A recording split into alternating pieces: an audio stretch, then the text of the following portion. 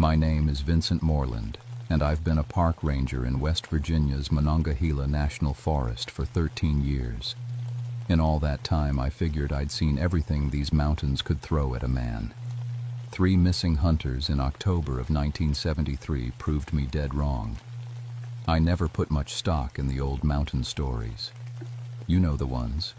Tales about the Fook monster, wild men living deep in the hollows, things that go bump in the night.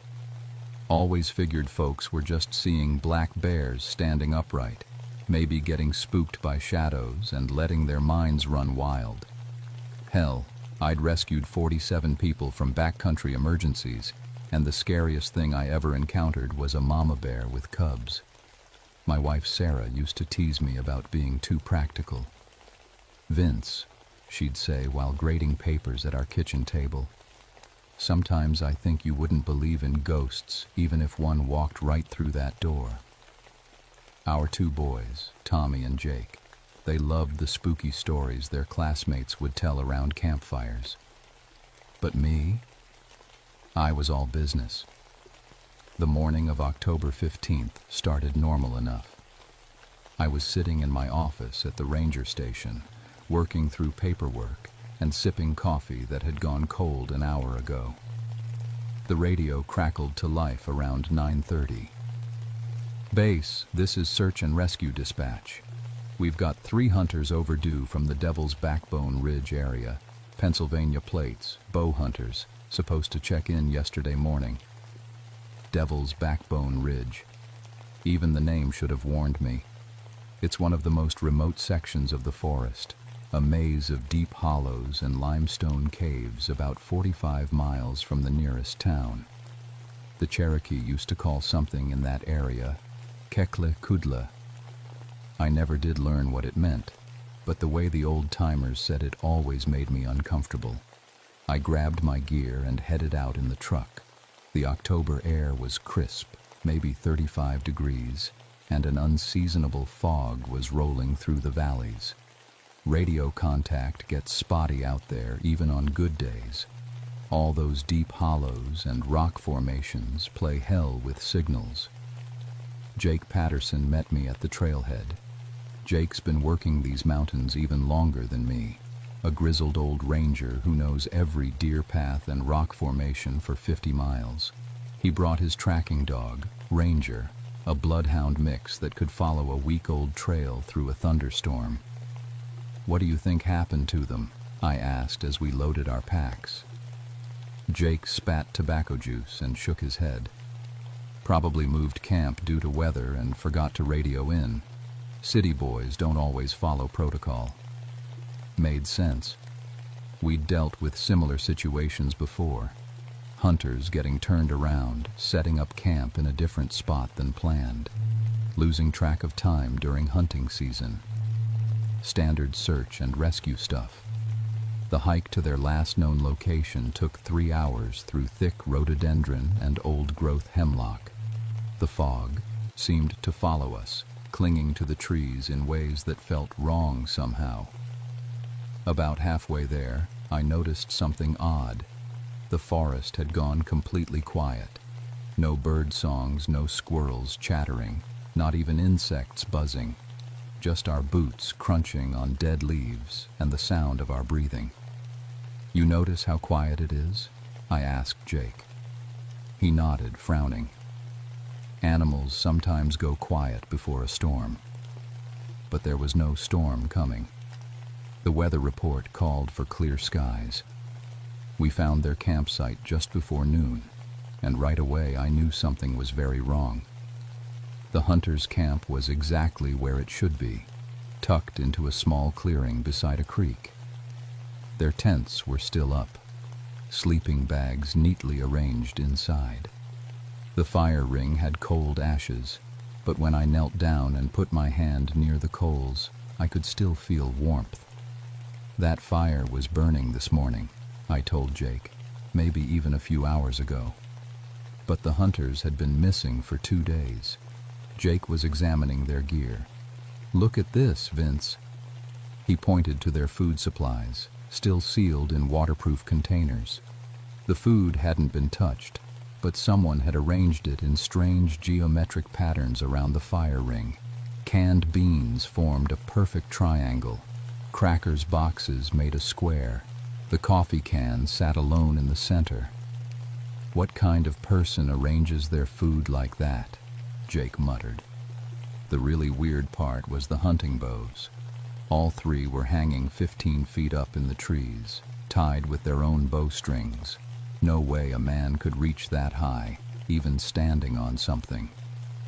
I pulled out my radio to call in our findings. Static filled the channel, mixed with a low humming sound I'd never heard before. "Base, this is Moreland. We've found the camp, but..." The humming got louder, making my teeth ache. "Base, do you copy?" Nothing but static and that awful humming. Jake was studying the ground around the camp with Ranger, looking for tracks. The dog had been acting strange since we arrived, whimpering, staying close to Jake's legs, refusing to put his nose to the ground like he usually did. "Dog's spooked," Jake said. "Never seen him like this." That's when I found the first track. It was in the soft mud beside the creek, clear as day. At first glance, it looked almost human, but bigger, much bigger. The print was nearly 18 inches long, with what looked like toes. But there were 6 of them, not 5, and they ended in what had to be claws. "Jake, come look at this." He knelt beside me, studying the print. Ranger took one sniff and backed away, hackles raised, a low whine coming from his throat. "That's not a bear print," Jake said quietly. "Bears got 5 toes, and they don't look like that." "What else could make a track like that?" Jake stood up, scanning the tree line. "I don't know, but whatever it was, it's big. Look at how deep that print sunk into the mud." We followed the tracks away from the camp.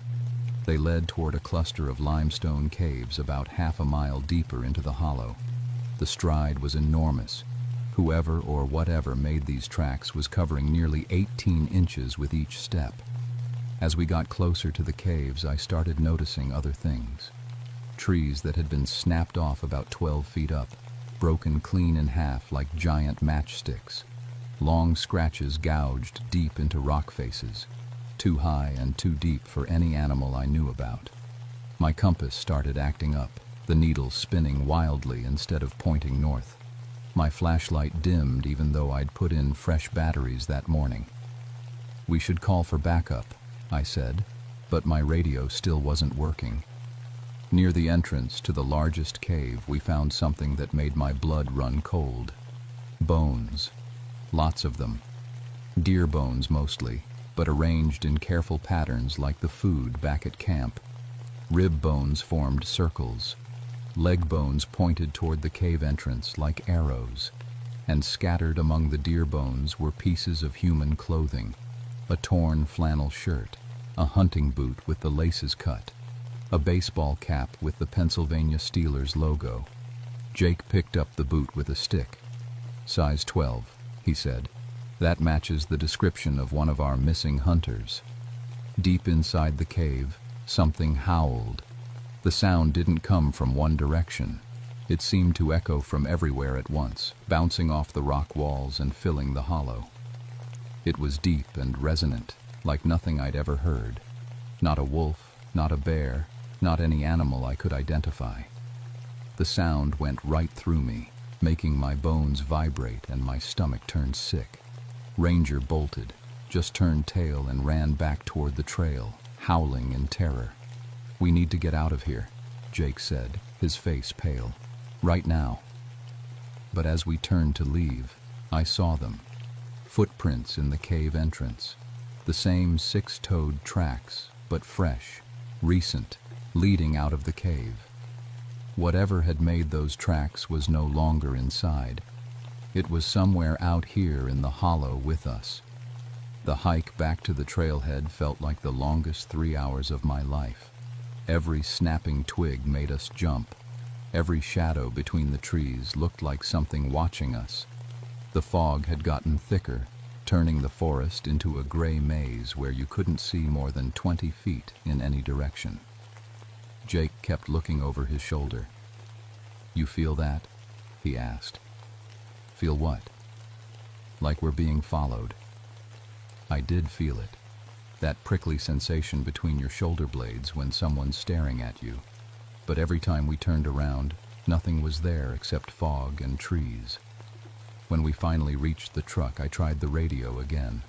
This time I got through to dispatch, but the connection was full of static. "Base, this is Moreland. We found evidence of the missing hunters, but we're going to need more search teams, and maybe some state police." "Copy that, Moreland. What kind of evidence?" I looked at Jake, wondering how to explain what we'd found without sounding crazy. Personal belongings scattered around a cave system, signs of unusual activity. "Unusual how?" "I'd rather explain in person. Just send backup." The dispatcher promised to have teams out by morning, but that meant spending the night in a motel in town. Neither Jake nor I wanted to camp anywhere near Devil's Backbone Ridge. At the Sleepy Inn, Jake and I sat in the diner attached to the motel, picking at our food and trying to make sense of what we'd seen. The coffee tasted like motor oil, but I kept drinking it anyway, hoping the caffeine would steady my nerves. 40 years I've been in these mountains," Jake said, staring out the window at the fog. "Never seen anything like those tracks." "Could be some kind of bear mutation," I suggested. "Sometimes animals are born with extra toes." 18-inch paw prints? And what about those trees snapped off 12 feet up? You ever see a bear do that? I hadn't. Bears can climb, but they don't snap trees in half, especially not that high off the ground. My phone rang, the motel room phone, since cell service was spotty out here. It was Sarah. "Vince, you sound tired." "Long day. How are the boys?" "That's actually why I'm calling. They came home from school with a story that has me worried.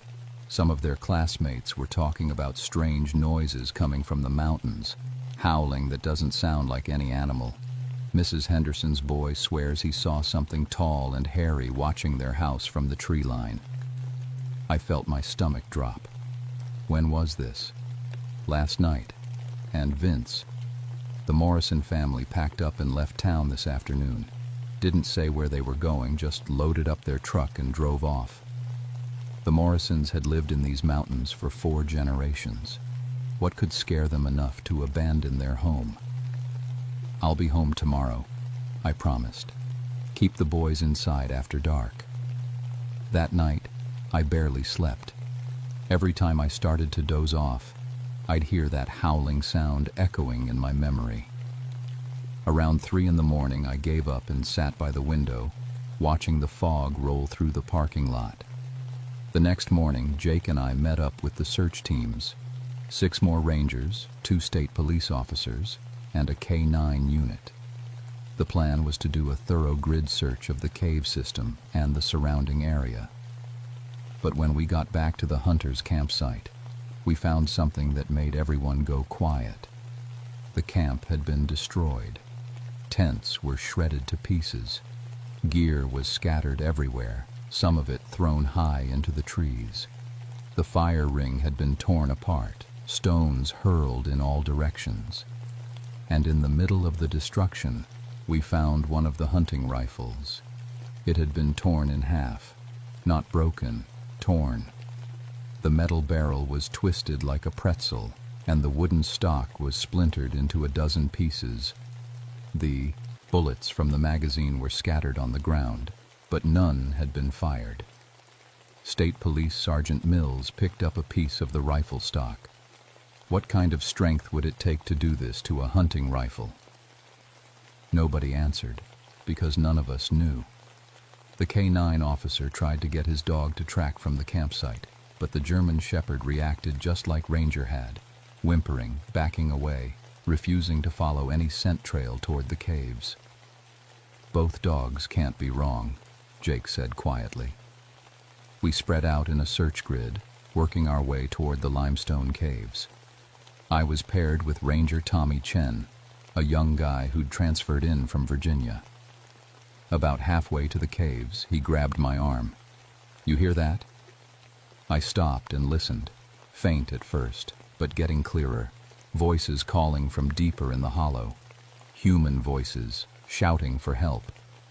"That's got to be them," Chen said, pulling out his radio. "Base, we've got contact with possible survivors," following voices toward cave system. We hurried toward the sound, but as we got closer, something felt wrong about those voices. They were too clear, too loud, and they seemed to be coming from multiple directions at once.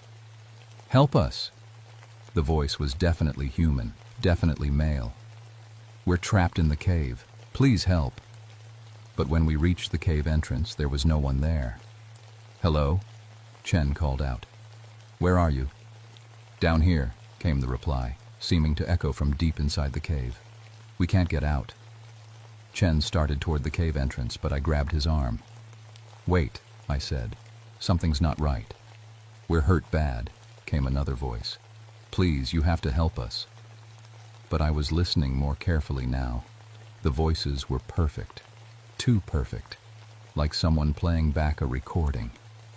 And underneath them, I could hear something else. A low rumbling sound that seemed to come from the earth itself. That's when we saw the eyes. Deep in the cave, maybe 50 feet back, 2 yellow points of light were watching us. They were positioned about 12 feet off the ground, which was impossible unless someone was standing on a ladder. "Chen, back away from the cave." "Now." The eyes moved. Not like a person turning their head, but like something massive shifting its weight. And as they moved, I caught a glimpse of what was behind them. Something huge, something covered in dark fur, something that definitely wasn't human. The voices stopped calling for help. Instead, that deep, bone-rattling howl filled the hollow again. But this time, it was answered by howls from other directions. North of us. South. East. We weren't dealing with one creature. We were surrounded. "Run!" I shouted, grabbing Chen by the shoulder and pulling him away from the cave. Behind us, something crashed through the cave entrance. I didn't look back, but I could hear it. Heavy footsteps that shook the ground, branches snapping, rocks tumbling. Whatever was chasing us was big enough to knock down trees. Chen was younger and faster, but I knew these mountains better. I led him off the main trail, zigzagging through thick rhododendron bushes and jumping over fallen logs. The howling continued from multiple directions, like a pack of wolves coordinating a hunt. My radio crackled to life. "All units, return to staging area immediately. Emergency extraction in progress." We reached a clearing where I could see the other search team members running through the forest below us. Sergeant Mills was helping one of the rangers who seemed to be limping badly. In the distance, I could see our vehicles. That's when the first creature stepped into the clearing. It was 12 feet tall, easily, covered in dark matted fur that looked almost black in the fog. Its arms were too long for its body, hanging down past its knees, ending in hands with 6 fingers tipped with claws. The face was almost human, but wrong, the jaw too wide, the eyes too large and too yellow. When it opened its mouth, I could see teeth like a shark's. But the worst part was the intelligence in those eyes. This wasn't some mindless beast. It was thinking, planning, hunting. Mills drew his service weapon and fired 3 shots center mass. The bullets hit. I could see the impact, but the creature barely flinched. It looked down at its chest where the bullets had struck, then looked back at Mills and made a sound that might have been laughter. 2 more creatures emerged from the tree line on either side of the clearing. They moved with purpose, herding us away from the vehicles and toward another set of limestone caves. The caves, I realized out loud. They're trying to drive us into the caves. Chen was pale as a ghost, fumbling for his own weapon. What are those things? I remembered what Moses Blackfeather, the old Cherokee elder, had told me once about the mining operation that had started up a month ago. They'd been blasting in the deep cave systems, opening tunnels that had been sealed for who knew how long. They're what used to live down there, I said, before we woke them up. The creatures were closing in, moving with coordinated precision. One would advance while the others flanked, keeping us moving in the direction they wanted. They were hunting as a pack, using intelligence and strategy. We had no choice but to head toward the caves. The limestone cave system was bigger than I'd expected, a series of connected caverns that went deep into the mountain. Emergency flares from the other rangers cast dancing shadows on the walls, revealing carved symbols that definitely weren't made by any modern tool. These drawings, one of the rangers said, shining his flashlight on the cave walls. Some of them look old, really old. The symbols showed human figures, but also other shapes, tall, long-armed figures with too many fingers, and scenes that looked like sacrifice. Humans being dragged into cave mouths by the tall figures. A rumbling sound echoed through the caves, followed by the scraping of stone on stone. The creatures were sealing us in, rolling boulders across the cave entrances like they were moving furniture. There, Mills said, pointing his flashlight toward the back of the cave. Water. An underground stream flowed through the deepest part of the cave system. The water was black and cold, but it had to go somewhere. Maybe to another entrance, another way out. The howling was getting closer. Whatever those things were, they were coming into the caves after us. We have to try the water, I said. It's our only chance. Mills nodded grimly. I'll go first. If I don't make it. You'll make it, I said, though I wasn't sure I believed it. He stripped off his heavy gear and slipped into the black water. The current took him immediately, pulling him into what looked like a narrow underwater passage. For a moment, I could see his flashlight beam dancing under the water. Then it disappeared. One by one, the other rangers followed. Chen went next, then the others. I went last, taking one final look at the cave symbols before the icy water closed over my head. The underwater passage was narrow and completely dark. I had to feel my way along the stone walls, fighting the current and trying not to panic as my lungs started burning for air. Just when I thought I couldn't hold my breath any longer, I saw light above. I broke the surface in another cave, gasping and coughing. Mills was pulling me out of the water, and I could see the others huddled near what looked like a natural exit. We made it, Chen said, but he was shivering from more than just the cold water. Outside, we could see our vehicles in the distance. Behind us, the howling from the sealed caves sounded frustrated, angry. The creatures were too big to follow us through the underwater passage, but as we stumbled toward safety, I knew this wasn't over. Those things were still down there, still awake, still hunting. The official report called it a mining accident. According to the state investigators, the 3 Pennsylvania hunters had died from exposure to mine gases that had leaked from the new excavation site. The destroyed campsite and torn rifle were attributed to scavenging bears attracted by the smell of death.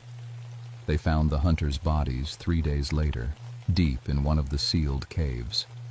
What was left of them anyway? Federal agents showed up within 24 hours of our report, confiscating all our photographs and physical evidence. The mining company quietly abandoned their operation, sealing all the blast sites with concrete and paying what they called environmental cleanup fees to the state. I tried to tell people what we'd really seen, but who was going to believe a story about 12-foot cave monsters? Even Jake, who'd been there with me, started talking about it like maybe we'd been confused by shadows and mind gases. But I know what I saw. We all do. 3 months later, I transferred to a desk job at the regional headquarters. Told everyone it was for family reasons, which wasn't entirely a lie. Sarah was worried about my nightmares, and the boys were scared of how jumpy I'd become. Every sound in the night made me reach for the rifle I kept beside the bed. The nightmares were always the same. 6-fingered hands reaching out of cave darkness. Yellow eyes watching from the tree line. That awful howling sound that seemed to come from everywhere at once. I started researching similar incidents across the Appalachian region. Mining operations that were suddenly abandoned. Hiking trails that were mysteriously closed. Small communities where families just packed up and left without explanation. The pattern was always the same. Deep excavation, disturbing old cave systems. Workers reporting strange sounds and equipment malfunctions.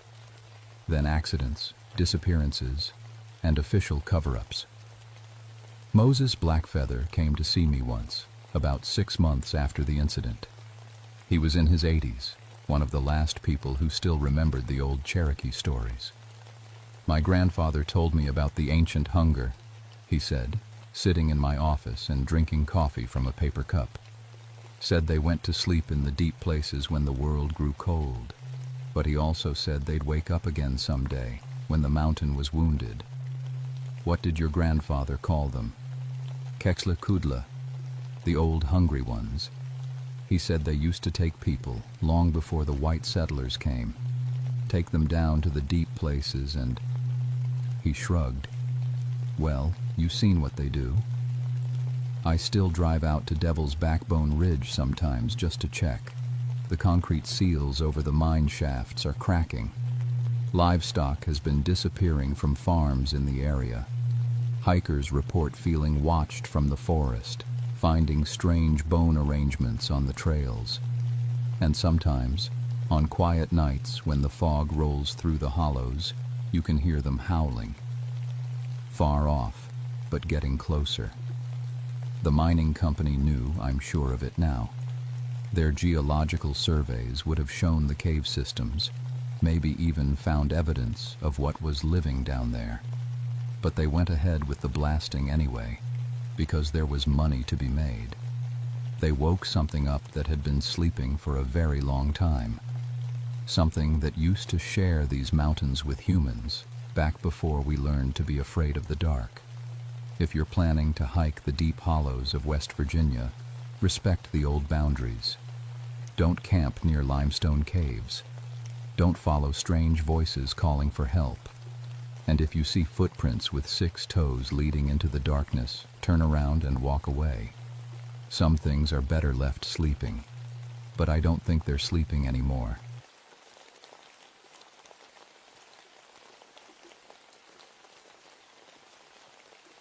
My name is Douglas Fairfield, and I've been a park ranger in Georgia's Chattahoochee National Forest for 16 years. I know these mountains better than the back of my hand. I've fought more wildfires than I can count, pulled lost hikers off cliffs, and dealt with every kind of dangerous animal you can imagine. But I always laughed when the old-timers talked about the Wampus cat. Figured it was just mountain lions they dressed up with ghost stories. I was wrong. It was August 1981, the worst drought I'd ever seen. The thermometer hit over 100 degrees every day for 3 weeks straight. Everything was bone dry, the kind of conditions that make firefighters wake up in cold sweats. One spark could turn the whole forest into an inferno. Blood Mountain sits right in the heart of my territory. It's a massive granite dome that rises up from the forest like an ancient, sleeping giant. The Cherokee called this place sacred long before any white man set foot here. They had a name for the spirit that lived in these rocks. Iua, they called it. A shape-shifting cat that guarded the sacred stones. I'd heard the stories my whole life. My grandfather told them, and his grandfather before him. But after 16 years of dealing with real emergencies, lost kids, heart attacks on the hiking trails, drunk campers starting fires, I didn't have time for ghost stories. The first sign something was wrong came on a Tuesday morning. I was checking the fire towers when my radio crackled to life. "Doug, you better get up to the Blood Mountain Trail. We got a weird one." That was Jenny Martinez, one of our newer rangers. She'd been working the eastern sector, where the Appalachian Trail cuts across Blood Mountain's face. "What kind of weird?" I asked, already heading toward my truck. "Fire damage, but..." She paused. "You need to see this yourself." I drove up the winding mountain road, dust clouds following my truck.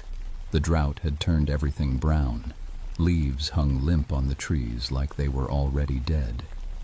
When I reached the trailhead, Jenny was waiting for me with a look I'd never seen on her face before. "It's about a quarter mile up the trail," she said.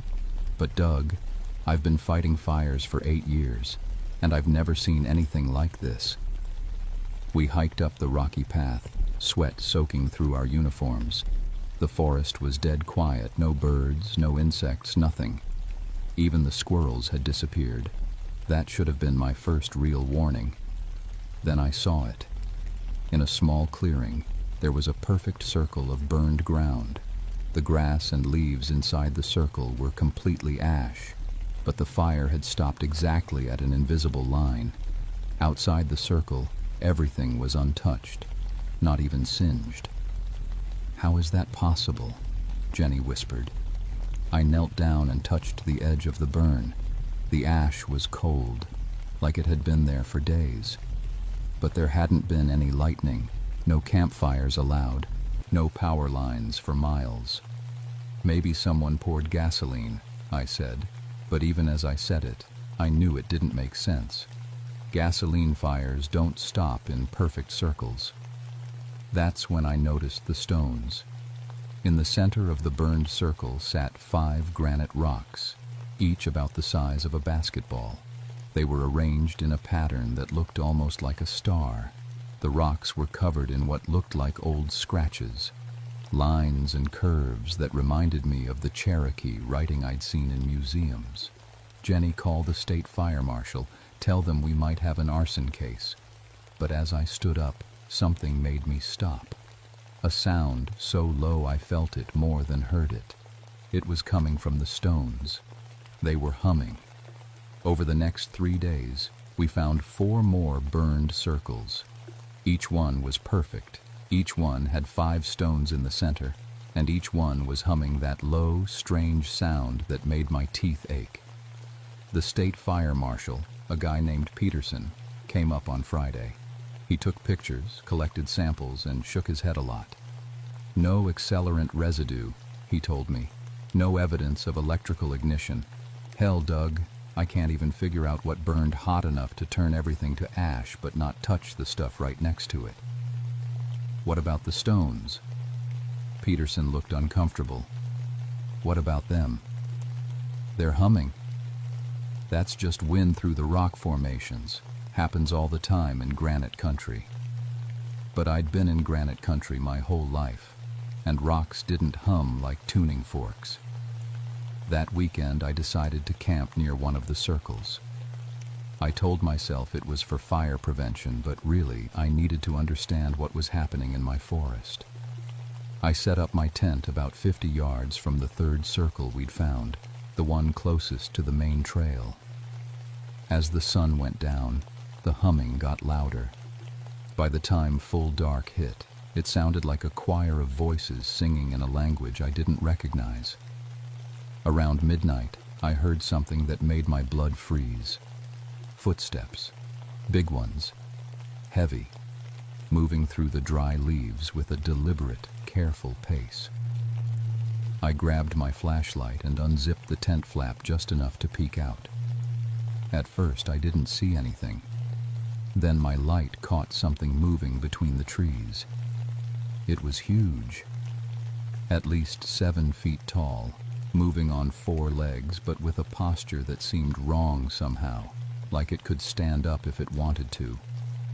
The fur was dark, almost black, and its eyes reflected my flashlight beam like amber mirrors. I'd seen plenty of black bears, even a few mountain lions. This wasn't either one. The creature stopped at the edge of the burned circle and looked right at me. For a moment that felt like forever. We stared at each other. Then it opened its mouth and made a sound I'll never forget. It was like a woman screaming and a cat yowling at the same time, but louder than anything I'd ever heard. My tent shook. My ears rang. Somewhere in the distance, I heard car alarms going off, and we were 3 miles from the nearest road. When my vision cleared, the creature was gone. I didn't sleep that night. The next morning, I found tracks around the burned circle. They started as paw prints, huge ones, bigger than any mountain lion I'd ever seen. But halfway around the circle, something impossible happened. The paw prints turned into human footprints, not gradually, not like someone had walked behind an animal. The paw print was there, clear as day in the dirt, and the next track was a bare human foot. A woman's foot, by the size of it. I took pictures, made measurements, called it in. But when Peterson came back up, he took one look and shook his head. "Doug, you've been under a lot of stress. This drought, the fire danger, working double shifts. Maybe you should take some time off." That's when I knew I was on my own. I started doing research. I drove to the Cherokee Reservation and talked to Joseph Ridgerunner, their cultural liaison with the Park Service. Joseph was about 70, with gray hair down to his shoulders and eyes that seemed to see right through you. "You found the circles," he said before I could even explain why I was there. "You know about them?" My grandfather told me about them. His grandfather told him. "Blood Mountain is sacred ground, Mr. Fairfield. Has been for 1,000 years. The Iwa, the guardian spirit, she's been sleeping for a long time. But something woke her up." "Guardian spirit?" Joseph nodded. "She protects the sacred places, the burial sites, the ceremony grounds, the places where the veil between worlds is thin. When those places are threatened, she awakens." "Threatened by what?" "You tell me. What's changed recently? What new thing has disturbed the old places?" I thought about it. The only major change in the past year was the new visitor center they were building on the eastern face of Blood Mountain. Construction had started in the spring. "The building site," I whispered. "What did they have to dig up to pour that foundation?" Joseph asked. My stomach dropped. I remembered the construction reports. They'd found pottery shards, some old bones, what the archaeologist called Native American artifacts of undetermined age. The state had cleared the construction to continue after a brief survey. "They built on a burial ground," I said. Joseph's face was grim. "Then she won't stop until the balance is restored, one way or another." I raced back to Blood Mountain, my mind spinning with everything Joseph had told me. The construction site was about 2 miles from the first burned circle, connected by an old Cherokee trail that most hikers didn't even know existed. The visitor center was nearly finished, a modern building with big glass windows and a parking lot that could hold 50 cars. It was supposed to open for the fall tourist season, just 6 weeks away. I found the construction foreman, a guy named Mike Torres, cleaning up for the day. "Mike, when you dug the foundation, what exactly did you find?" He shrugged. "Bunch of old pottery pieces, some bones. The state guys came out, took pictures. Said it was okay to keep building. Why? Where did you put what you dug up? Dumpster behind the site. Should still be there if the trash company hasn't picked it up yet. I walked around to the back of the construction site. The dumpster was there, filled with broken concrete, rusty rebar, and plastic sheeting. But underneath, I could see fragments of pottery and what looked like pieces of bone. That's when the singing started. It wasn't coming from stones this time. It was coming from the dumpster. The pottery pieces and bones were humming the same low harmonic tune I'd heard in the burned circles. I backed away, my heart pounding. The sun was setting, painting the sky deep red. In the distance, I could hear something moving through the forest, something big. I got in my truck and called for backup on the radio. Jenny, I need you up at the new visitor center site, and call the sheriff's department. Tell them we might have a dangerous animal situation. What kind of animal? Before I could answer, the screaming started. It came from the forest, that same impossible sound. Woman and cat and something else. Something that made every primitive instinct in my body tell me to run. The scream went on for almost a minute, echoing off the granite cliffs. When it stopped, the forest was completely silent. My radio crackled. Doug? Doug, are you there? I heard that all the way at the station. What the hell was that? Just get up here, I said, and bring a rifle. Jenny arrived 20 minutes later, along with Deputy Sheriff Tom Hawkins. Tom was a good old boy who'd grown up in these mountains. He'd heard the stories, too. That's no mountain lion, he said, checking his rifle. My granddad told me about sounds like that. Said the Cherokee had a word for the thing that made them. We set up floodlights around the construction site and waited. The pottery pieces in the dumpster were still humming, louder now, like they were calling to something. Around 10 o'clock, we got our answer. She came out of the tree line like a shadow made solid. In the harsh glare of the floodlights, I could see her clearly for the first time. She was beautiful and terrible, 8 feet tall, with the body of a massive cat, but standing upright on her hind legs like a person.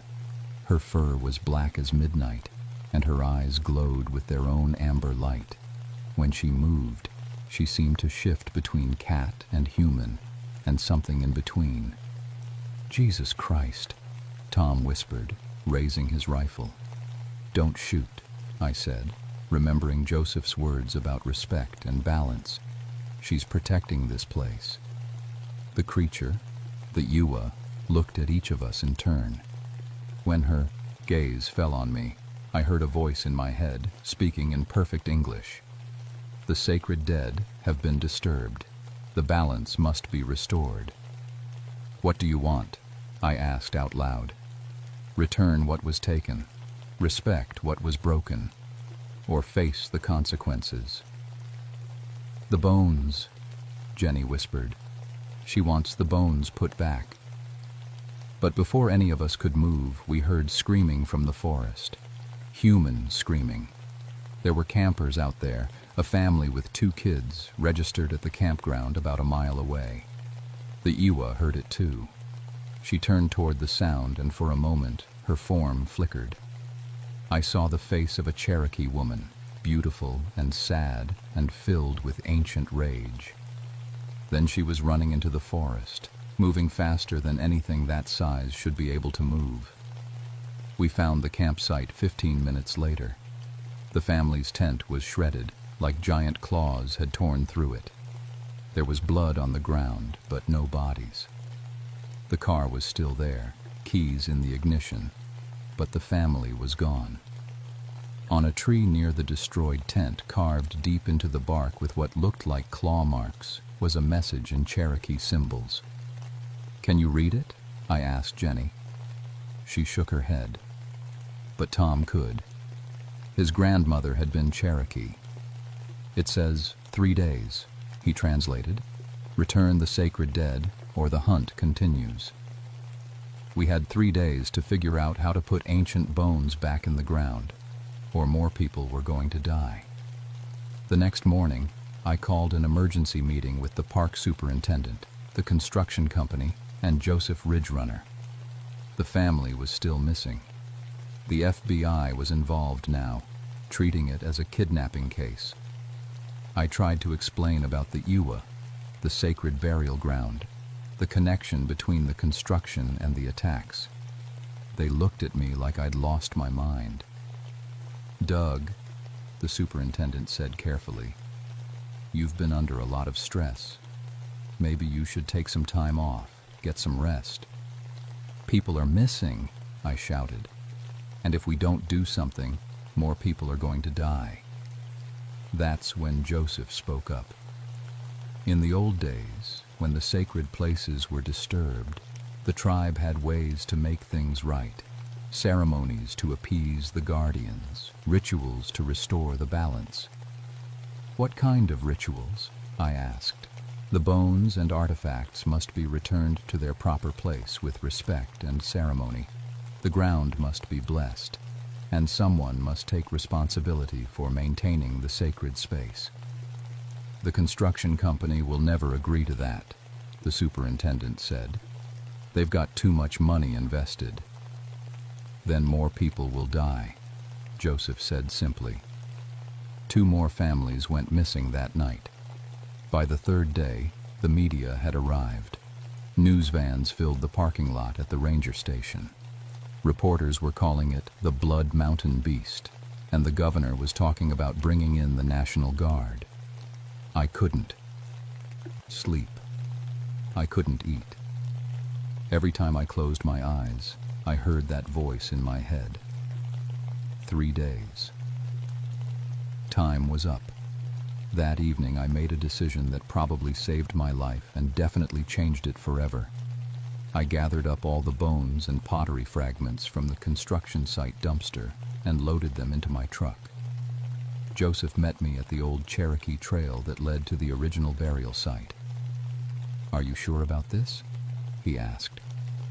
"No," I said, "but I'm sure about what happens if I don't try." We hiked up the trail by flashlight, carrying the remains in a canvas bag. The forest was completely silent. No insects, no night birds, nothing. Even the wind had stopped. The burial site was in a small clearing about halfway up Blood Mountain's eastern face. You could see the construction lights from there, bright and harsh against the natural darkness of the forest. Joseph began a ceremony in Cherokee, words I didn't understand, but that felt ancient and powerful. As he chanted, I carefully placed the bones and pottery pieces on the ground where they'd originally been buried. That's when she appeared. The Iwa stepped out of the shadows like she'd been there all along. Up close, without floodlights and fear clouding my vision, I could see the intelligence in her amber eyes, the sadness that seemed older than the mountains themselves. She looked at the returned artifacts, then at me. "You understand," the voice said in my head. "You respect the old ways." "I'm trying to," I said out loud, "but I need you to let those families go. They didn't know. They didn't mean any harm. The young ones are safe, hidden in the sacred caves until the balance is restored. But the builders, the ones who knew and did not care, they have paid the price." I thought about the 3 construction workers who'd been found that morning, killed by what the coroner called burns of unknown origin. "You will be the guardian now," she continued. "You will protect this place and others like it. You will stand between the 2 worlds." Before I could ask what that meant, she stepped forward and placed one massive paw on my chest. I felt fire run through my veins, and for a moment I saw the world through her eyes. I saw the network of sacred sites across the mountains, all connected by invisible threads of power. I saw the spirits of Cherokee warriors still standing guard over their ancestors' graves. I saw the damage that modern development was doing to places that had been holy for thousands of years. When the vision ended, I was lying on the ground. Joseph was kneeling beside me, looking worried. "Are you all right?" I sat up and looked at my chest. Through my torn shirt, I could see 4 parallel scars, like claw marks, but they formed a pattern that looked like Cherokee writing. "What does it say?" I asked. Joseph examined the scars and smiled. "Guardian," he said. "She marked you as a protector of the sacred places." The Iwa was gone, but I could feel her presence watching from the darkness. The missing families were found the next morning, safe and unharmed in a cave system that wasn't on any map. They had no memory of how they'd gotten there. The official report blamed the deaths on lightning strikes during a freak storm that no weather station recorded. The missing families were said to have gotten lost and found shelter in natural caves. The construction project was quietly canceled when the company's insurance refused to cover the site after repeated electrical anomalies. I never told anyone about that night on Blood Mountain, except for my daughter Sarah when she came home from college for Christmas. She listened to the whole story without saying a word, then asked if she could learn Cherokee from Joseph. Now she's studying indigenous cultures, helping to document traditional stories before they're lost forever. The scars on my chest never faded. Sometimes they burn when I'm near sacred sites that are under threat. It's like an early warning system, though I'm still learning to understand what the Iwa wants me to do with the information. I've had dreams about other guardian spirits awakening across the Appalachian region. The Cherokee aren't the only tribe whose sacred places are being disturbed by development. And the Iwa isn't the only spirit standing guard. Every month I hike up to the burial site and leave tobacco offerings just like Joseph taught me. Sometimes I see her watching from the tree line, amber eyes glowing in the darkness. She doesn't speak to me anymore, but I can feel her approval. The burned circles are still there, grass growing back in strange patterns that form Cherokee symbols meaning protected ground. Hikers sometimes report hearing singing stones and seeing a large cat-like shadow moving through the trees. But she doesn't hurt anyone who shows proper respect. Last month, they tried to build a resort on another Cherokee burial ground about 20 miles south. The same day they broke ground, spontaneous fires started appearing in perfect circles around the construction site. I got a call from the local sheriff. "Doug, we got a situation down here that might be in your area of expertise." I looked at the scars on my chest. They were burning like brands. "I'll be right there," I said. "The old guardians are waking up all across these mountains. Someone needs to stand between the modern world and the sacred places that keep the balance. Someone needs to make sure we remember that some things are more important than progress. My name is Douglas Fairfield, and I've been protecting these mountains for 16 years. But now I'm protecting them from more than just wildfires. Don't forget to ring that notification bell. These mountains hold secrets that need sharing with folks brave enough to listen. And if you ever find yourself camping near Blood Mountain, remember to show respect for the old places. The guardians are still watching, and they don't forget."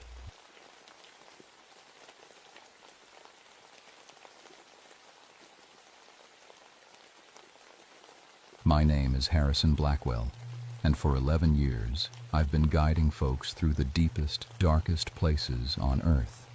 Mammoth Cave in Kentucky, the world's longest cave system. Most tourists see maybe 2 miles of pretty formations and underground rivers. I've mapped over 50 miles of passages that don't appear on any official chart. People ask me why I left coal mining to become a park ranger.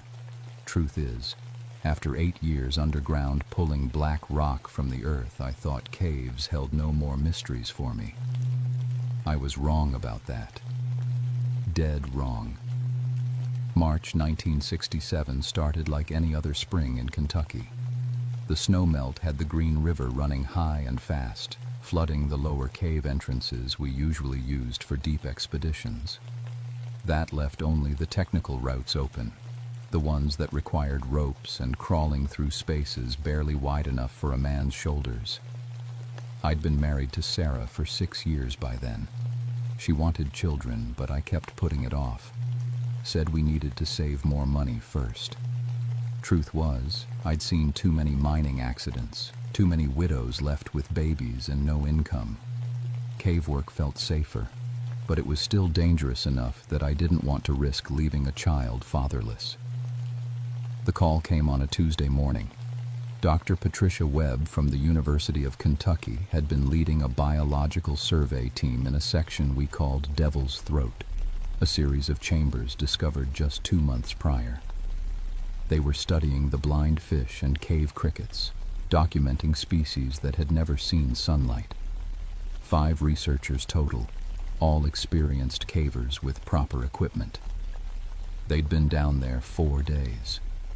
Radio contact was scheduled every 12 hours. They'd missed 2 check-ins.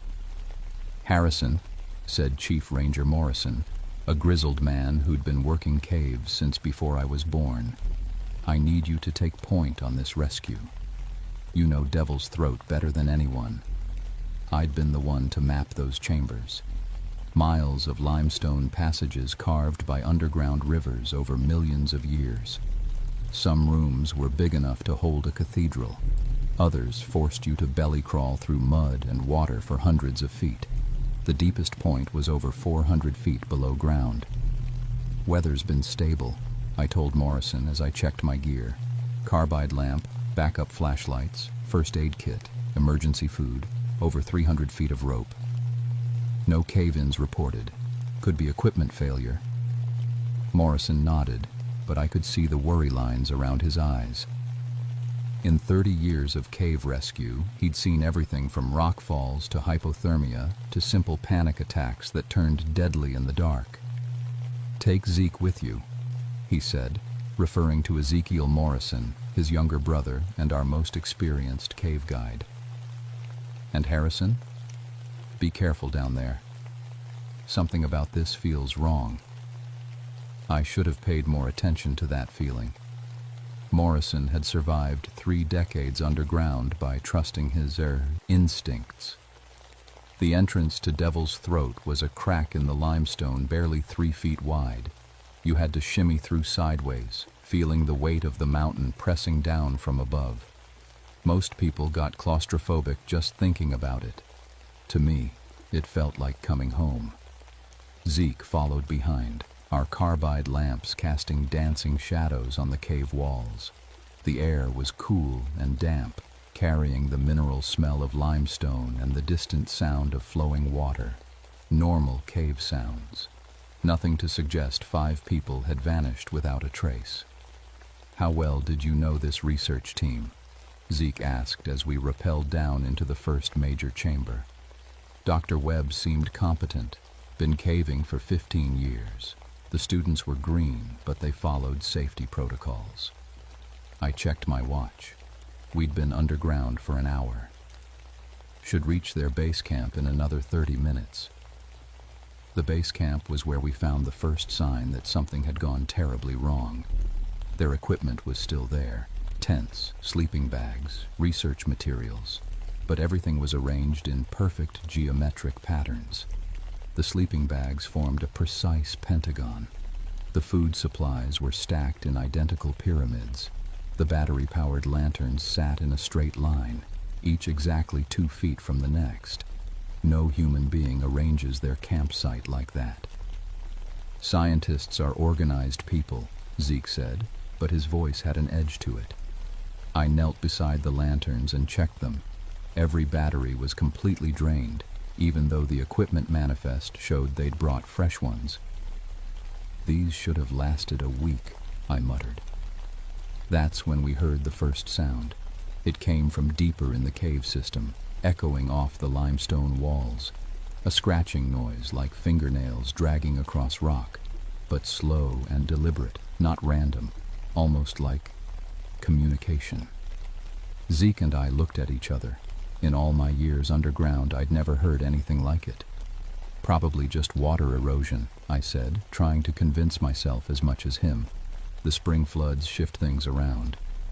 But caves don't usually make sounds that rhythmic, that purposeful.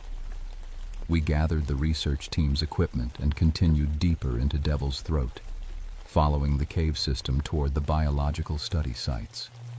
Our carbide flames flickered in the darkness ahead, casting jumping shadows that seemed to move independently of our lights. Something was very wrong down there, and we were walking straight toward it. The first body was Dr. Webb. We found her in what the research team had labeled Chamber 7, about 200 feet deeper than their base camp. She was sitting upright against the cave wall, perfectly positioned, like someone had carefully arranged her there. Her eyes were open but clouded, and her skin had taken on an unnaturally pale color that seemed to glow faintly in our lamplight. "Jesus Christ," Zeke whispered, crossing himself. I approached carefully, my medical training kicking in. No obvious trauma, no blood. But when I checked her pulse, her skin was ice cold despite the cave's constant 54-degree temperature. "How long has she been dead?" Zeke asked. "Hard to say. The cold preserves things down here." I examined her more closely. But look at this. Her fingernails had been worn down to bloody nubs, and there were fresh scratch marks in the limestone wall behind her. Deep gouges that would have taken considerable force to make, as if she'd been trying to claw her way through solid rock. "She was afraid of something," I said. That's when I noticed the bite marks. They were small, almost delicate, along her forearms and neck. Human-sized teeth, but the spacing was wrong. The canines were too far apart, and there were too many of them, like someone with extra teeth had been gnawing on her. "Harrison," Zeke's voice was tight. "Look at this." He was shining his light on the cave wall about 10 feet away. Someone had scratched words into the limestone using what looked like fingernails or small tools. "They crawl." The letters were crude but deep, carved with desperate urgency. "Dr. Webb wrote this?" I asked. "Or one of the students?" Zeke played his light around the chamber. "Where are the other 4? We searched Chamber 7 thoroughly, but found only more evidence of strangeness. The research team's scientific instruments were arranged in the same geometric patterns we'd seen at base camp. Their specimen containers were empty, but lined up with mathematical precision. And everywhere, those scratching sounds echoed from deeper in the cave system. "We need to find the others," I said, though every instinct was telling me to get out of there immediately. The next chamber was connected by a crawlway barely 18 inches high. We had to remove our packs and push them ahead of us, worming through on our bellies like snakes.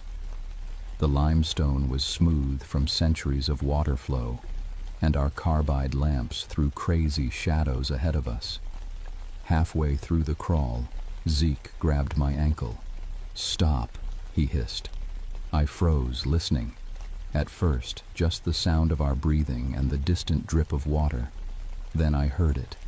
Movement ahead of us in the darkness. Something large shifting around in the chamber we were crawling toward. "Animal?" I whispered. "Maybe." But Zeke didn't sound convinced. We lay there for several minutes, listening. The movement continued, a soft scraping sound like something being dragged across stone.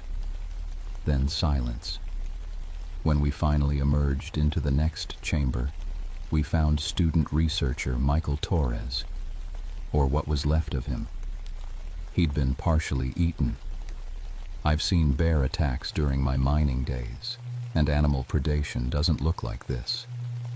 Whatever had fed on Torres had been methodical, almost surgical. Clean bite marks removed precise chunks of flesh, leaving the rest untouched. And like Dr. Webb, he'd been positioned carefully against the cave wall, as if on display. "What kind of animal does this?" Zeke asked, his voice barely steady. "None that I know of." I examined the bite patterns more closely. "These look almost human." The scratching sounds started again, closer this time, coming from multiple directions around us, as if we were surrounded. Zeke swung his carbide lamp in wide arcs, but the light only reached about 15 feet before the cave darkness swallowed it completely. "We're being watched," he said. I felt it too. That prickly sensation between your shoulder blades when something is staring at you from behind. But every time we turned our lights toward the feeling, there was nothing there except limestone walls and empty darkness.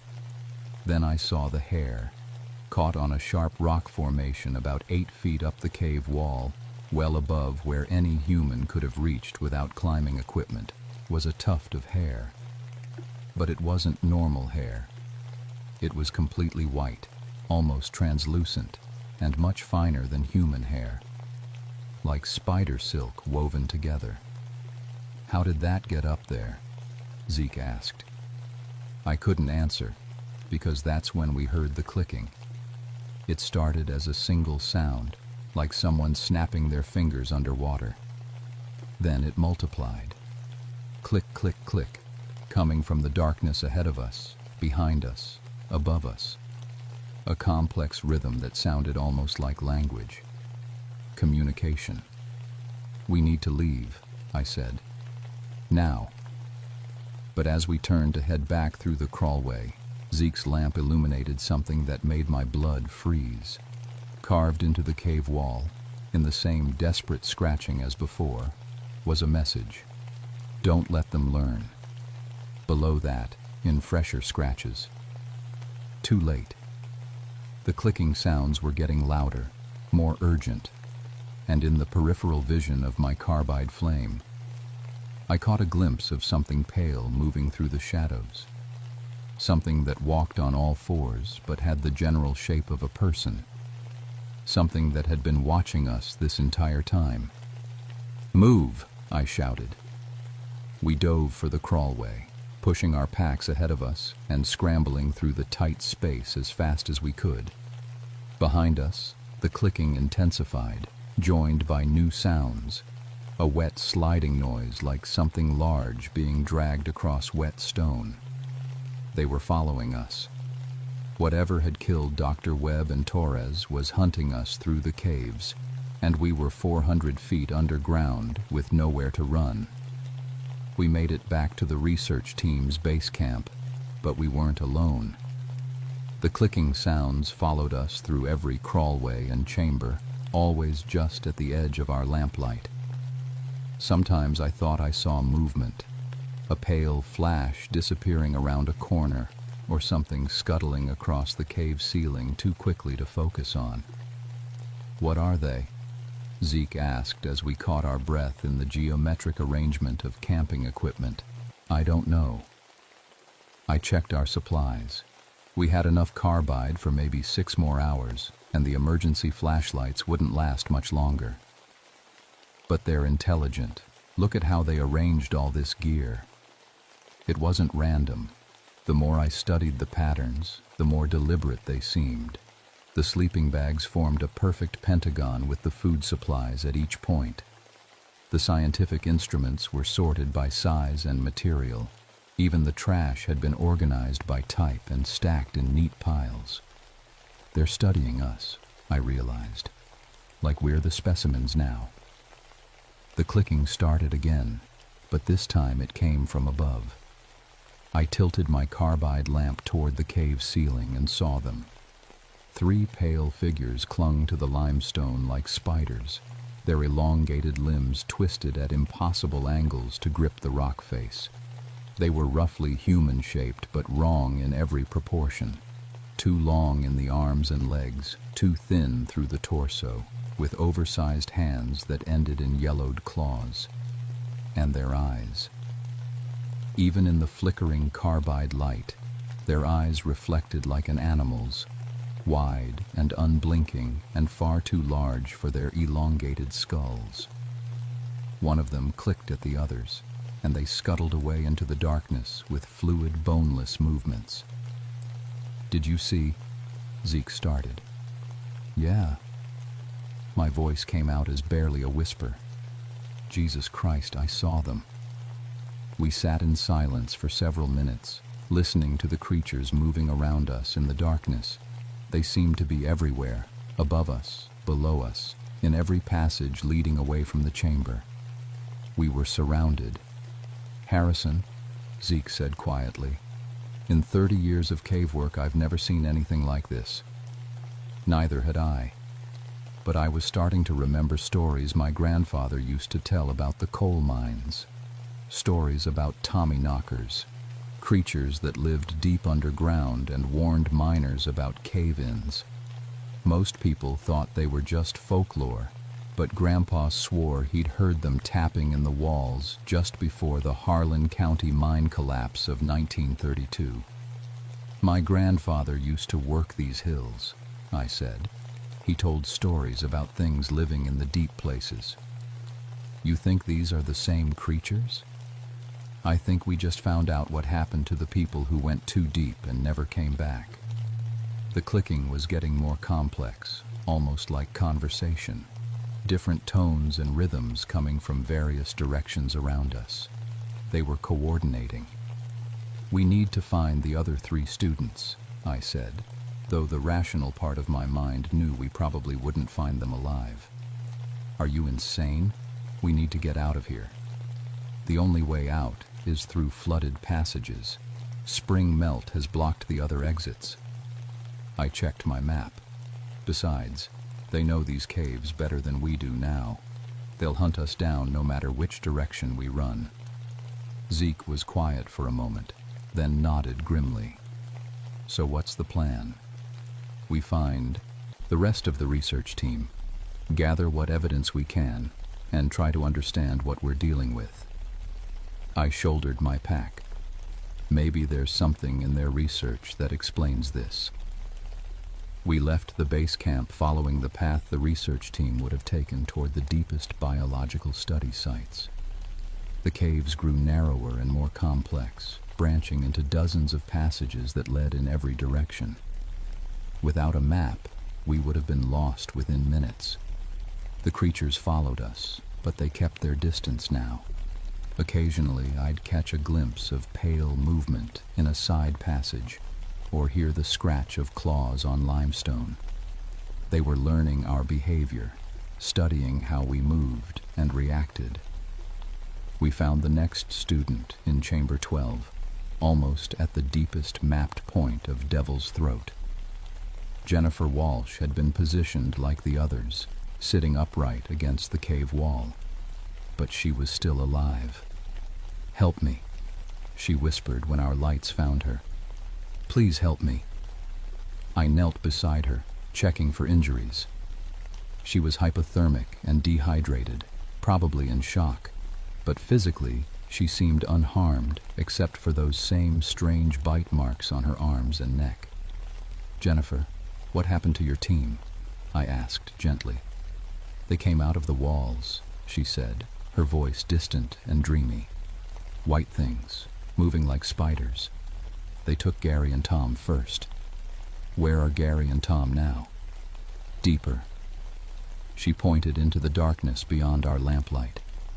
"They're keeping them deeper, in the breeding chambers." Breeding chambers. That made my skin crawl.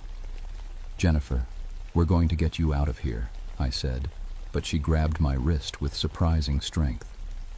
"You can't leave," she whispered urgently. "They've been watching the tours, learning about the surface. They know about the outside world now." The clicking sounds intensified around us, and I saw more pale figures moving in the shadows at the edge of our light. At least 6 or 7 of them, maybe more. "They're coming," Jennifer said. "They want to see what you know."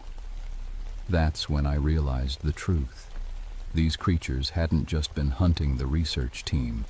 They'd been interrogating them, learning everything they could about human society, technology, and the surface world. The pale crawlers weren't just cave dwellers. They were planning something. "Zeke," I said quietly, "we need to move. Now." But as we helped Jennifer to her feet, the clicking sounds suddenly stopped. The cave went completely silent except for the sound of our breathing and the distant drip of water. Then, from the darkness ahead of us, came a voice. Human words, spoken in perfect English, but with an accent I'd never heard before. Harrison Blackwell, cave guide, 11 years experience, married to Sarah, no children. My blood turned to ice. How could they know that? "They've been listening," Jennifer whispered, "learning our language. They know everything about everyone who's ever taken the cave tours." The voice came again, closer this time. "Take us to the surface, Harrison Blackwell. Show us the world above." In the flickering light of our carbide lamps, I saw them emerging from every passage around us. Dozens of pale, elongated figures moving with fluid grace across the cave walls and ceiling. Their large eyes reflected our lamplight like mirrors, and their mouths were full of too many teeth. We were surrounded by an entire colony of creatures that had spent decades learning about humanity by observing our cave tours.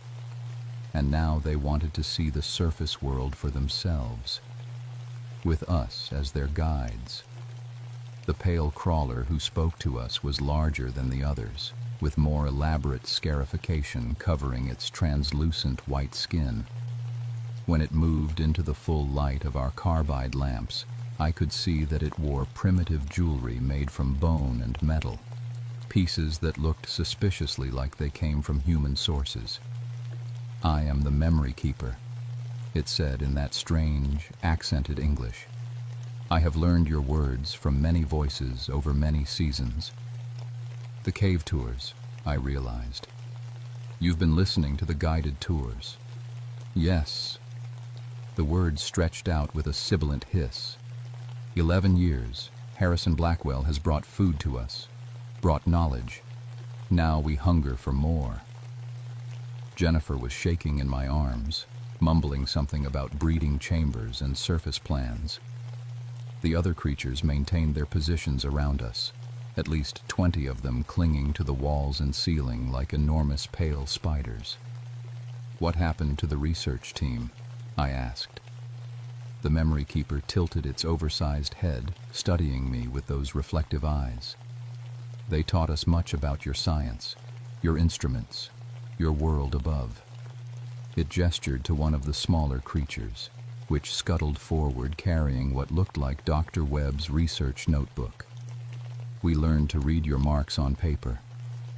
Zeke shifted nervously beside me, his carbide lamp flickering. "Harrison, our light's getting low." I knew. We had maybe an hour of carbide left, and then we'd be in complete darkness with creatures that could see perfectly without any light at all. The memory keeper continued, "Your kind has forgotten the deep places, but we remember when the ice came, when your ancestors joined us in the warm caves below. Most died. Some adapted." The implications hit me like a physical blow. These weren't just cave creatures. They were evolved humans.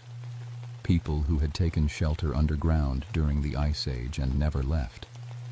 They'd spent thousands of years adapting to cave life, developing pale skin, enhanced senses, and the ability to move through tight spaces. "You're human," I breathed. "We were human. Now we are more." The memory keeper moved closer, and I could smell its breath, metallic and wrong, like old blood. "But we remember the surface, the sun, the green growing things. We want to return." "Why now?" "You've been down here for thousands of years. Because you brought us knowledge, every tour, every visitor. We learned more about your modern world, your machines, your weapons, your cities. Its mouth curved in something that might have been a smile, revealing rows of pointed teeth. Now we are ready. The other creatures began clicking more urgently, and I realized this was some kind of council meeting. They were debating what to do with us. They want to use us as guides, Jennifer whispered, to lead them to the surface. They've been planning this for years. And if we refuse? The memory keeper's laugh was like fingernails on stone. There is no refusal, Harrison Blackwell. You have two choices: guide us above, or join your research friends in the deep feeding chambers. That's when I saw them bring out Gary and Tom. The two graduate students were still alive, but barely. They'd been changed somehow. Their skin had taken on the same pale, translucent quality as the creatures, and their eyes had grown larger and more reflective. They moved with the same boneless fluidity as their captors. They're adapting them, I realized with horror, converting them. The deep places change those who stay long enough, the memory keeper confirmed. Your friends will join us soon, as will you if you choose to remain. I looked at Zeke, saw the same desperate determination in his eyes that I felt. We weren't getting out of this by negotiating. I need to check our route back to the surface, I said carefully, pulling out my cave map. The spring floods have changed the passages. The memory keeper moved closer, studying the map with obvious intelligence. Show us the path, Harrison Blackwell. Show us the way to your sun world. I spread the map on the cave floor, pointing to various passages while thinking frantically. We were surrounded, outnumbered, and running out of light. But I still had some mining explosives in my pack, small charges we used for clearing rock falls. This passage here connects to the main tourist route, I said, pointing to a section near the deepest part of the system. But there's been some structural damage from the flooding. As the creatures gathered around the map, I caught Zeke's eye and nodded slightly toward my pack. He understood immediately. The tourist elevators can carry about 20 people at a time. I continued, trying to keep my voice steady while Zeke quietly retrieved the explosive charges. But you'd need to go in small groups. We are patient, the memory keeper said. We have waited generations. We can wait a little longer to reclaim the surface world. Just one problem, I said, standing up slowly. I lied about the route. Before the memory keeper could react, I triggered the first explosive charge. The detonation in the narrow cave passage was deafening, and the shockwave knocked several of the pale crawlers from their positions on the walls. But more importantly, it collapsed part of the ceiling, creating a barrier between us and some of our attackers. "Run!" I shouted to Zeke and Jennifer. We plunged into the chaos, our carbide lamps swinging wildly as creatures screeched and clicked all around us. Some of them moved to block our escape route, but Zeke had grabbed a piece of sharp limestone and was fighting with the desperate fury of a man who knew he was about to die. I triggered the second charge near the chamber entrance, bringing down more rock and creating temporary cover. The explosion echoed through the cave system like thunder, and I heard the sound of rushing water. We'd breached one of the underground rivers. "The flood passages," Jennifer shouted over the noise. "If we can reach the flooded section, they won't follow us into the water." It was a desperate plan. The flooded passages were completely submerged, and we'd have to swim underwater for over 100 yards to reach the next air pocket. In cave diving, that kind of distance was nearly impossible without proper equipment. But it was our only chance. Behind us, the memory keeper was screaming orders in its own clicking language, and dozens of pale figures were scuttling over the fallen rocks like insects. They moved faster than any human could. their elongated limbs giving them incredible agility in the tight cave spaces. We reached the flooded passage just as the first creatures caught up to us. Zeke turned and fought them off while Jennifer and I prepared for the underwater swim. "I can't make it that far," she said, looking at the black water that stretched ahead into darkness. "You have to try," I said. "It's the only way out."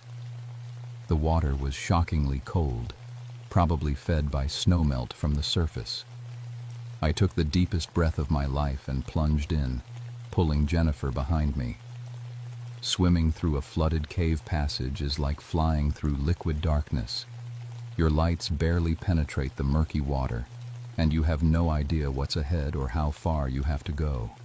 The limestone walls press in around you, and if you panic and try to surface too early, you'll smash your head on solid rock. My lungs were burning by the time I saw light ahead. Not artificial light, but the gray glow of daylight filtering down from the surface. We'd made it to the natural entrance pool. We broke the surface gasping and choking, pulling ourselves onto a narrow ledge barely wide enough for 2 people. Jennifer was unconscious, but breathing. Behind us, the flooded passage remained empty. The pale crawlers had chosen not to follow us through the water. But I could hear them in the darkness, clicking and calling to each other. They'd find another way out eventually. We'd escaped. But I knew it was only temporary. The official report stated that the University of Kentucky research team died in a cave-in caused by spring flooding. Dr. Patricia Webb, Michael Torres, and Jennifer Walsh were listed as victims of geological instability and hypothermic exposure. Gary Matthews and Tom Richardson were classified as missing, presumed dead.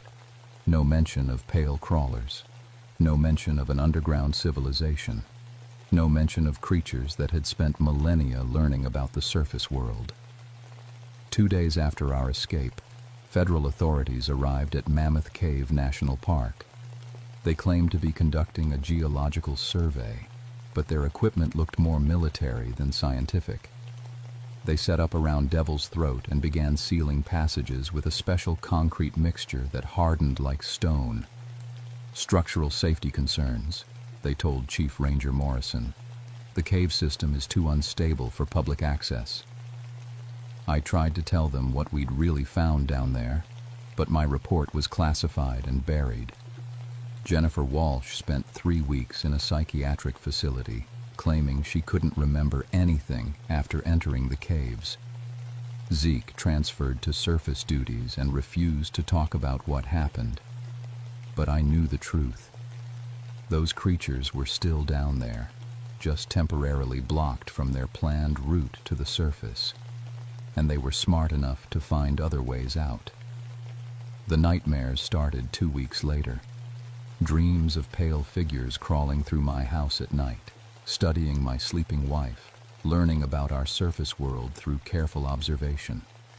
I'd wake up in cold sweats, certain I could hear that distinctive clicking communication in the walls of our home.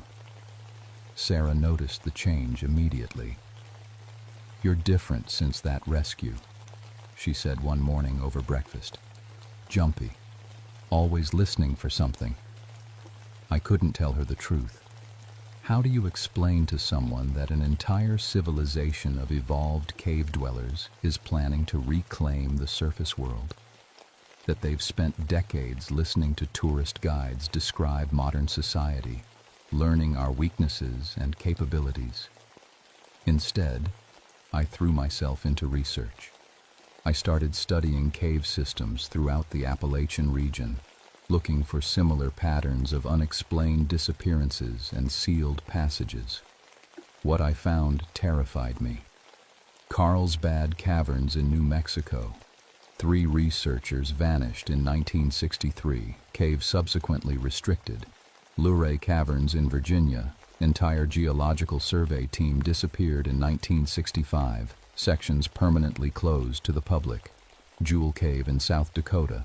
Unexplained deaths and federal intervention in 1966. The pale crawlers weren't unique to Mammoth Cave. They were everywhere, throughout every major cave system in North America.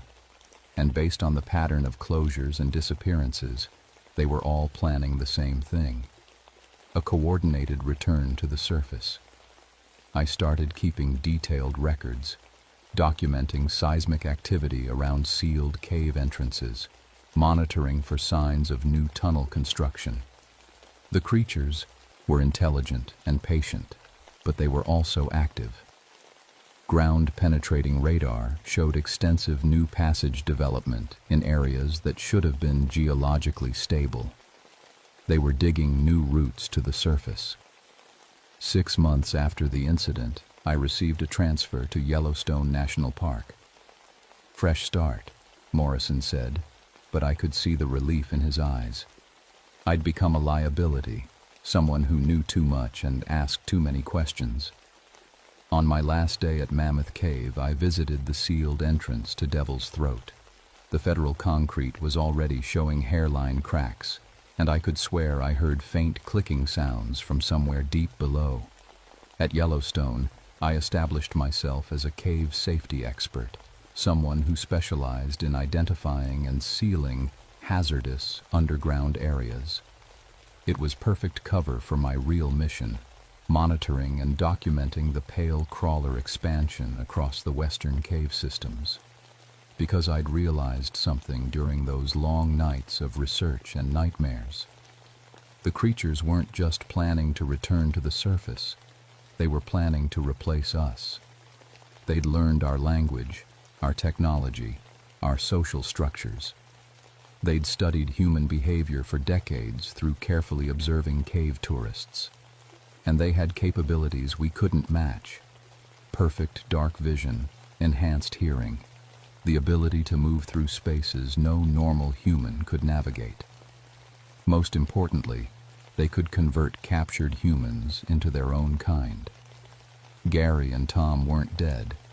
They were being transformed into something that could pass for human while serving the pale crawler agenda. The perfect infiltrators. Sarah left me in 1969. "I don't know who you are anymore," she said as she packed her belongings. "You're obsessed with these caves, these theories. You won't even tell me what really happened down there." I let her go. It was safer for her not to know. By 1970, I'd documented evidence of pale crawler activity in over 40 cave systems across North America. Unexplained disappearances, federal interventions, geological anomalies that suggested extensive underground construction projects. They were preparing for something big. I tried to warn people. I sent reports to the FBI, the CIA, the Department of the Interior. All of them were classified or dismissed as the ravings of a traumatized cave rescue specialist suffering from PTSD. But I kept watching, kept documenting, kept sealing passages when I could get away with it. Because I knew that someday, sooner than anyone realized, the pale crawlers would be ready to reclaim the world their ancestors had abandoned.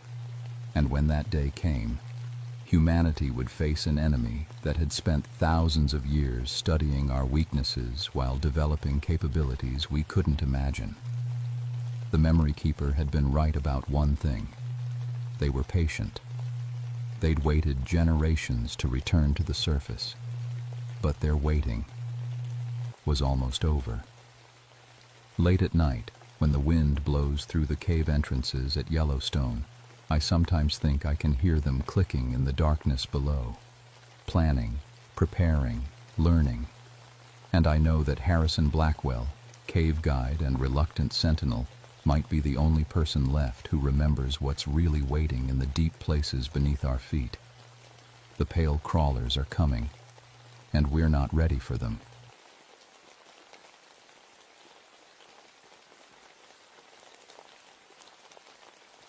My name is Samuel Ironwood, and I've been a park ranger in the Great Smoky Mountains for 22 years. In all that time, I thought the most dangerous thing a camper might face was a hungry black bear, or maybe getting lost on the trails. The harvest moon of October 1959 taught me I was dead wrong. I know these mountains like the back of my hand. Every trail, every stream, every hidden valley between North Carolina and Tennessee. Started as a hunting guide when I was young, before the Park Service hired me. Got a wife, Sarah, and 5 kids back home in Gatlinburg. At 48, I figured I'd seen everything these ancient hills could throw at me. The Cherokee folks who still live around here, they got stories. Always have. They talk about the moon-eyed people, pale folks who lived in these mountains long before the Cherokee arrived. According to the old tales, there was a great war, and the Cherokee drove them out. But some of the elders, they whisper that driving them out and killing them all are 2 different things. I never put much stock in old stories. Moon-eyed people were probably just albino individuals, maybe folks with some kind of condition that made them look different. The Cherokee needed a way to explain what they didn't understand. That's what I told myself anyway. October started cold that year, colder than usual. The leaves were turning brilliant reds and golds, bringing in tourists from all over to see the fall colors. Perfect camping weather if you could handle the chilly nights. The harvest moon was coming, that big, bright, full moon that rises just after sunset in October. It's always been popular with campers who like to hike by moonlight. I was stationed up near Cataract Falls, about 60 miles of mountain trails from the nearest proper road. No telephone lines up there, just a radio that worked when the weather was good. It was quiet country, the kind of place where you could hear a twig snap from 100 yards away. The first report came in on October 15th. A family from Virginia, the Hendersons, had been camping near the falls. They packed up in the middle of the night and hiked out in the dark, which any experienced camper will tell you is about the stupidest thing you can do. When they reached the ranger station down in the valley, they were shaking and wouldn't stop looking over their shoulders. Something came to our camp, Mr. Henderson told my colleague Jim Parker. Looked like people, but wrong somehow. Pale as ghosts and moving through the trees like they were part of them. Mrs. Henderson was crying. They were hunting us. I could feel it, like we were deer and they were deciding which one to take first. Jim wrote it up as a possible bear encounter. Bears can walk upright sometimes, and at night, scared people see all sorts of things that aren't there. Made sense to me at the time. The second report came 3 days later. Different family, same story. Pale, figures moving through the forest, watching their camp from the shadows. This time, the campers found strange marks carved into trees around their site. Symbols nobody recognized, cut fresh into the bark. By October 20th, we had 5 separate reports. All the same basic story, pale, human-like figures stalking campers during the full moon. All in the same general area above Cataract Falls, the area I was responsible for. That's when headquarters sent me up to investigate. Probably just one person messing with tourists, my supervisor said. Some local playing pranks. You know how these mountain folks can be about outsiders. I packed my gear and hiked up to my cabin near the falls. It was a beautiful October afternoon, the kind that makes you grateful to work outdoors. The forest was alive with the sounds it should make. Squirrels chattering, birds calling, leaves rustling in the breeze. Everything seemed normal. But as the sun went down and that big harvest moon came up, the forest went quiet. Not peaceful quiet, wrong quiet. The kind of silence that makes your skin crawl because it means everything with sense has found somewhere else to be. That first night, I sat on my cabin porch with a cup of coffee, listening to nothing. No owls hooting, no raccoons rustling through the underbrush. No deer moving through the trees. Just silence so thick it felt like a blanket pressed over the whole mountain. Around midnight, I heard it. a whistle, low and musical, coming from up the ridge. Then another one answered from across the valley. Then a third, from somewhere behind my cabin. Those weren't any bird calls I'd ever heard. They were signals, coordinated, intelligent. Something was out there in my forest, and it was organizing itself for a hunt. The next morning, I found the tracks. Not bear tracks, not deer tracks. Human tracks, but wrong.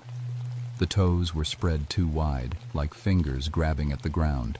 The heel was deeper than normal, and there were marks that looked like claws or very long toenails. They circled my cabin in a perfect ring, about 30 feet out.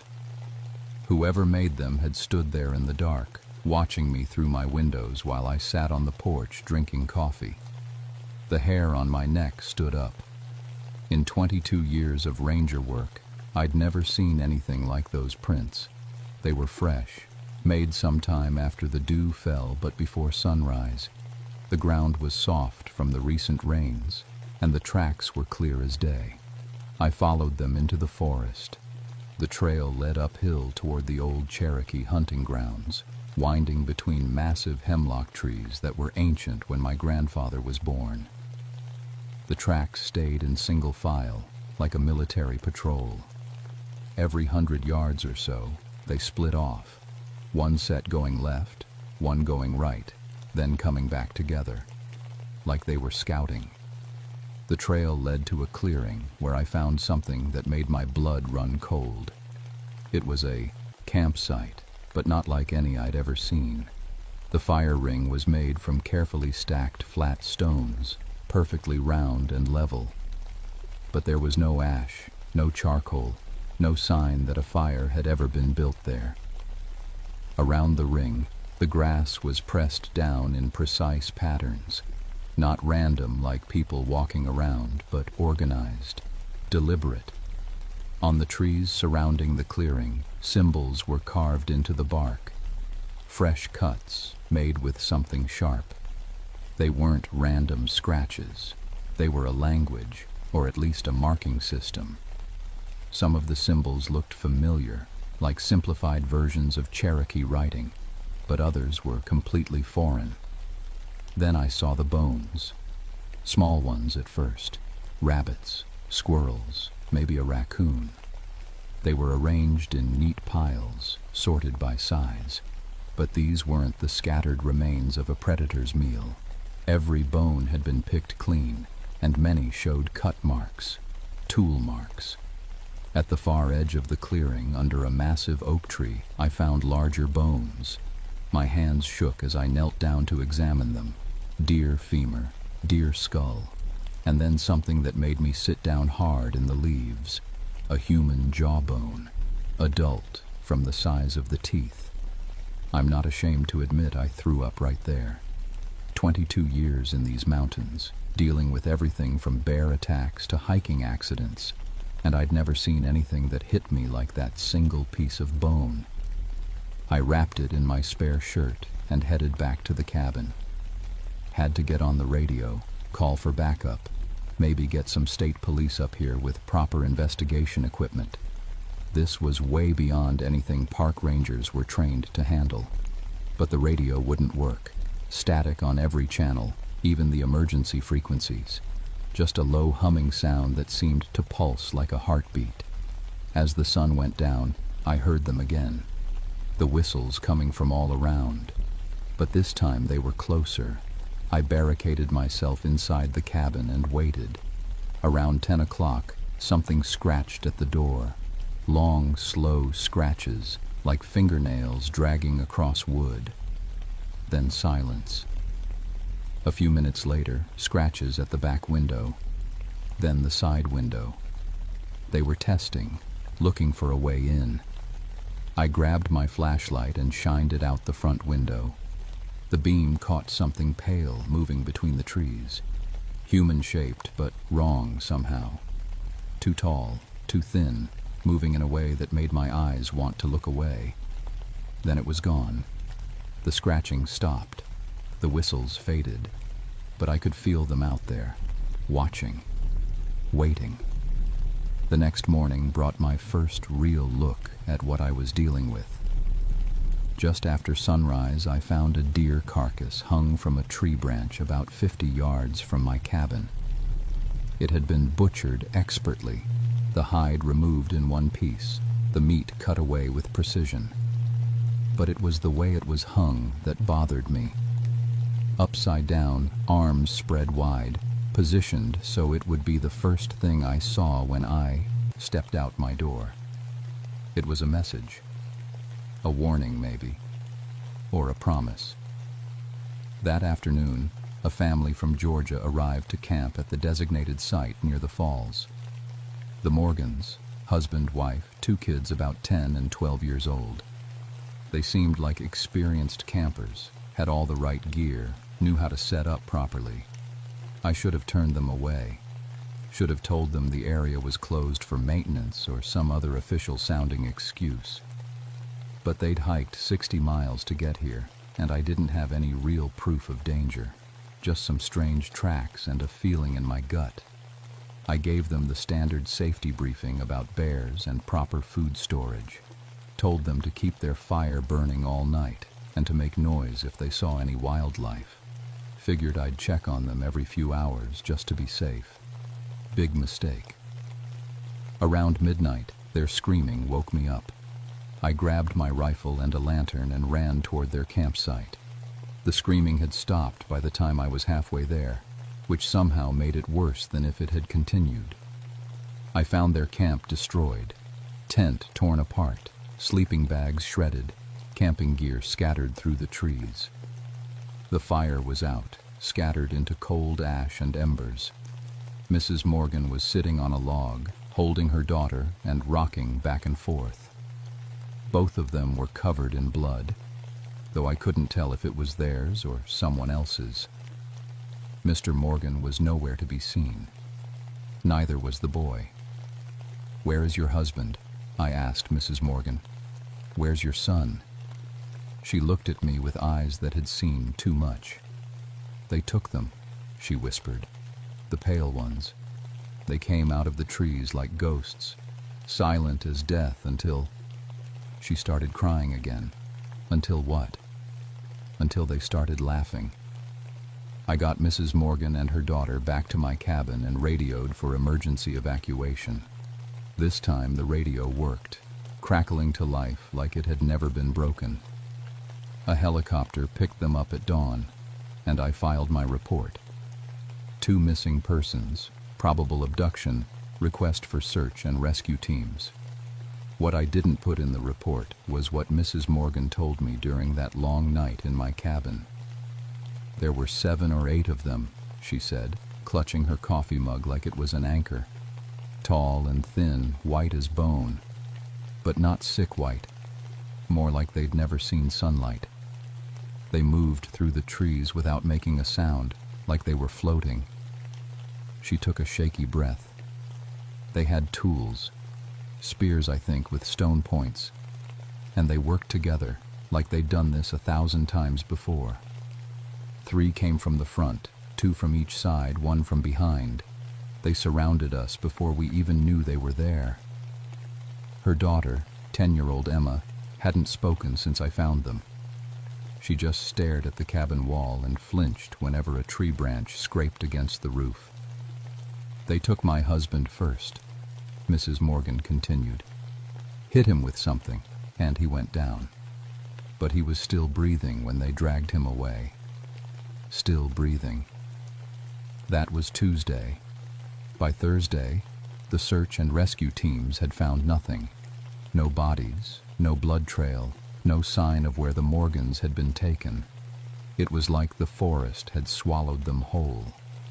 That's when Joe Sequoia arrived.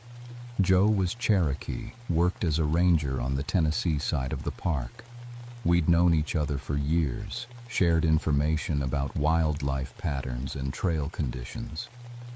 But I'd never seen him look the way he did that Thursday morning when he hiked up to my cabin.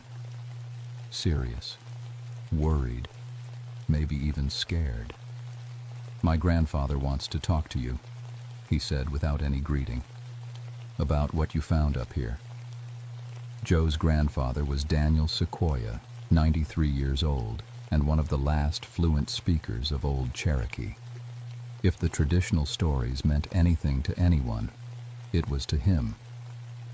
We hiked down to the Cherokee settlement that afternoon. Daniel was waiting for us in his kitchen, a small man with hands like tree roots and eyes sharp as flint. "The pale ones are hunting again," he said. Not a question. I nodded. "My great-grandfather fought them," Daniel continued. "Before the white men came, before we were forced west. They lived in the deep places, the caves and hidden valleys. We called them Kitua Anivwi, the ancient enemies." Joe translated, though I was getting the general idea. "They're not like us," Daniel went on. "Older, stronger, built for hunting in darkness. For 1,000 years there was war between our peoples. We won, eventually, drove them so deep into the mountains that they became stories." He paused, studying my face. "But stories don't kill families, Ranger. Stories don't leave tracks around your cabin." Daniel stood up and walked to an old wooden chest in the corner of the room. From inside, he pulled out something wrapped in deerskin. When he unwrapped it, I saw a spear point unlike anything I'd ever encountered. It was made from black stone, knapped to a razor edge, and carved with symbols similar to what I'd found on the trees. "We took this from one of them, maybe 200 years ago," Daniel said. "Kept it as a reminder, as a warning." The stone felt cold in my hands, heavier than it should have been. "They hunt by the moon," Daniel explained. "New moon they sleep, quarter moon they scout, but full moon..." He shook his head. "Full moon they take what they need." "What do they need?" I asked. Daniel's face went grim. "Fresh meat. And new blood for their tribe." That night, back at my cabin, I understood what he meant. I was studying topographical maps, trying to figure out where the pale ones might have taken the Morgans, when I heard voices coming from the forest. Human voices, but wrong somehow. Too high, too musical, like singing in a language I didn't recognize. I grabbed my rifle and lantern and crept out onto the porch. The singing was coming from the direction of Cataract Falls, maybe half a mile away. It rose and fell like a lullaby, beautiful and terrible at the same time. Then it stopped. In the sudden silence, I heard something else. Screaming. Human screaming, high and desperate and full of pain. Mr. Morgan's voice. I wanted to run toward it, to help, but my feet wouldn't move. Every instinct I'd developed in 22 years of mountain work told me that moving toward that sound would be suicide. Whatever was happening at the falls, it was meant to be heard. It was meant to draw people in. The screaming went on for maybe 10 minutes. Then it cut off abruptly, and the singing resumed. I spent the rest of that night sitting on my porch with my rifle across my knees, listening to voices in the dark. They were closer now, maybe 100 yards away. Sometimes the singing would stop, and I'd hear what sounded like conversation, discussion, planning. When dawn broke, I found fresh tracks all around my cabin, dozens of them, from at least 12 different individuals. They'd surrounded my cabin completely, standing just at the edge of the lantern light, watching me watch the darkness. That morning, I made a decision. I couldn't protect campers if I didn't know what I was protecting them from. And I couldn't get back up if I couldn't prove what was happening. I was going to track them to their lair. Joe Sequoia met me at the trailhead with a pack full of Cherokee hunting gear, traditional weapons, rope made from plant fibers, and a collection of what he called protection items. Small leather pouches filled with herbs and carved bone, designed to ward off evil spirits. "My grandfather says you're either very brave or very stupid," Joe told me as we started up the trail. Probably both, I admitted. The tracks led us deeper into the mountains than I'd ever been, following animal paths and creek beds through forests so old they felt like cathedrals. We found more camps, more bone piles, more trees marked with symbols. The farther we went, the more organized it all appeared. This wasn't random hunting. This was civilization. We found the entrance late that afternoon, hidden behind a waterfall in a narrow canyon. It was a cave mouth, but not natural. The edges were too smooth, too precisely carved. Steps had been cut into the rock, leading down into darkness. "This is where the old stories come from," Joe said quietly. "The deep places where the ancient enemies lived." We could hear them down there. Voices echoing up from the depths, along with other sounds I didn't want to identify. The smell that came out of the cave was like nothing I'd experienced. Ancient, organic, wrong. That's when we saw Emma Morgan. She was sitting on a rock ledge about 20 feet down the cave entrance, just visible in the dying afternoon light. Alive, but changed somehow. Her skin was pale as milk, and her eyes reflected light like an animal's. "Emma," I called softly. "It's Ranger Ironwood. I'm here to help you." She looked up at me and smiled.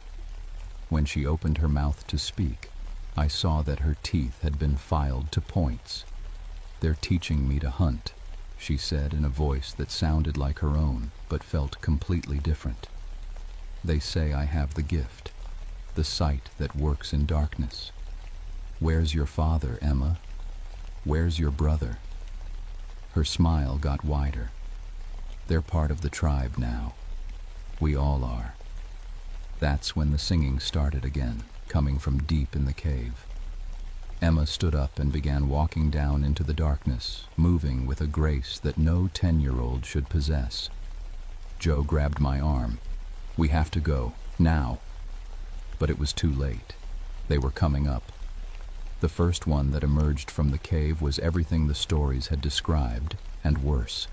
7 feet tall, thin as a skeleton but with muscles like steel cables under skin the color of old bone.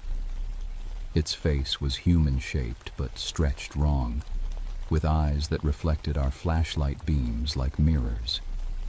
It carried a spear tipped with that same black stone I'd seen in Daniel's kitchen, and it moved with the fluid grace of something that had spent centuries perfecting the art of killing. Behind it came others.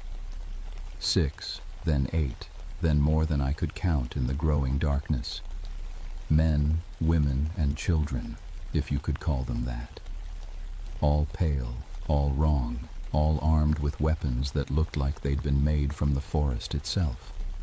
And among them, walking like he belonged there, was Mr. Morgan. He'd been changed like his daughter. Skin bleached white, teeth filed sharp, eyes that caught and held light. But unlike Emma, he seemed to recognize me. "Samuel," he said, and his voice was his own even though everything else was different. "They've been waiting for you. The ranger who protects their hunting grounds." "What did they do to you, Frank?" I asked, though I was backing away even as I spoke. "They showed me the truth," he replied, "about what these mountains really are, about who was here first." The tall one, their leader maybe, stepped forward and spoke in a voice like wind through dry leaves. The language was nothing I'd ever heard, but somehow I understood the meaning. "You have protected our territory well, Ranger, but now you must choose. Join us, or feed us." Joe raised his rifle, but before he could fire, 3 of them were on him. They moved so fast they seemed to flicker, like images on a broken television. Joe went down under a pile of pale bodies, and his scream echoed off the canyon walls. I ran. 22 years of hiking these mountains, and I'd never moved so fast. Behind me, I could hear them following, not crashing through the underbrush like normal people would, but flowing through the forest like water, silent as death. I made it maybe half a mile before they surrounded me in a clearing near Cataract Falls, the same clearing where I'd found the strange campsite days before. They came out of the trees on all sides, moving in the coordinated way that marked them as predators who had hunted together for lifetimes. In the center of the group stood Emma Morgan, no longer looking like a scared little girl. She looked like a young queen, confident and cold, and completely at home in the darkness. "Grandfather Daniel was right," she said. "The old war never ended.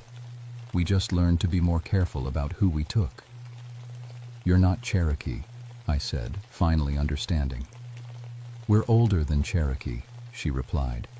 "Older than any tribe that came after us. We were the first people in these mountains, and we'll be the last."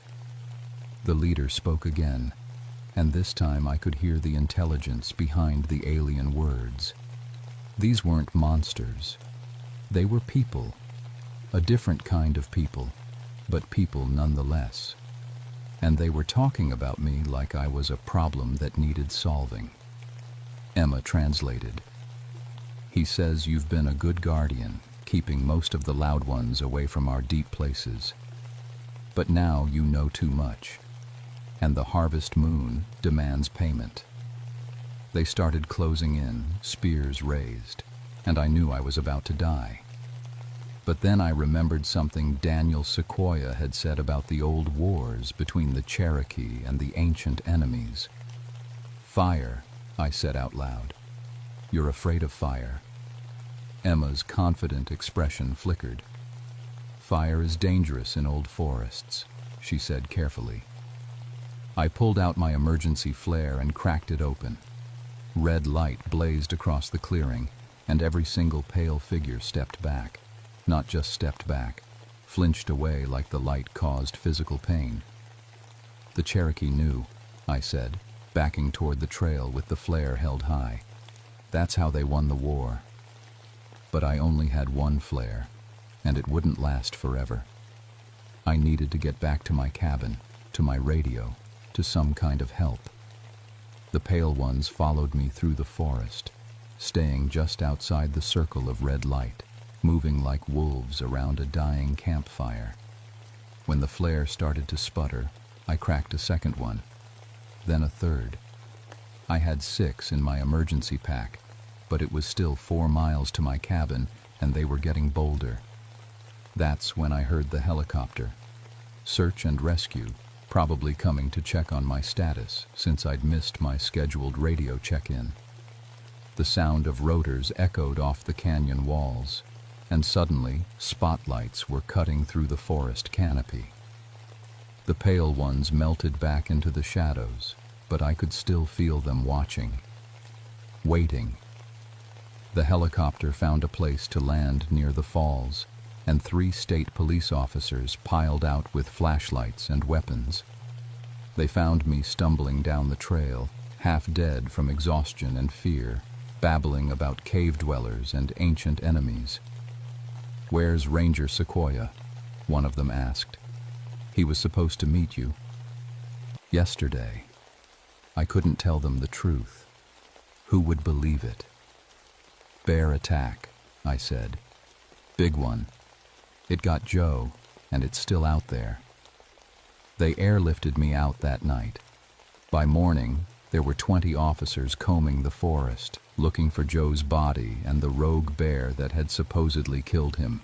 They never found either one. The official report listed Joe Sequoia as missing, presumed dead due to wildlife encounter. The Morgan family was classified as victims of organized criminal activity, probably a group of survivalists or cult members living in the remote areas of the park. The case remained open, but inactive. I spent 2 weeks in the hospital, officially being treated for exhaustion and minor injuries. Unofficially, I think they were trying to figure out if I'd suffered some kind of nervous breakdown. The psychiatrist assigned to my case kept asking about stress, about whether I'd been having problems at home, about my relationship with alcohol.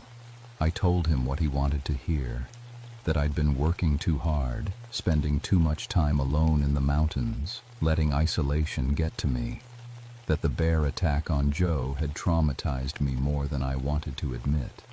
He wrote me a prescription for sleeping pills and recommended a transfer to a less isolated station. But I didn't take the transfer. Instead, I went back to the mountains, because someone had to know. Someone had to keep watch. Daniel Sequoia was waiting for me at my cabin when I returned.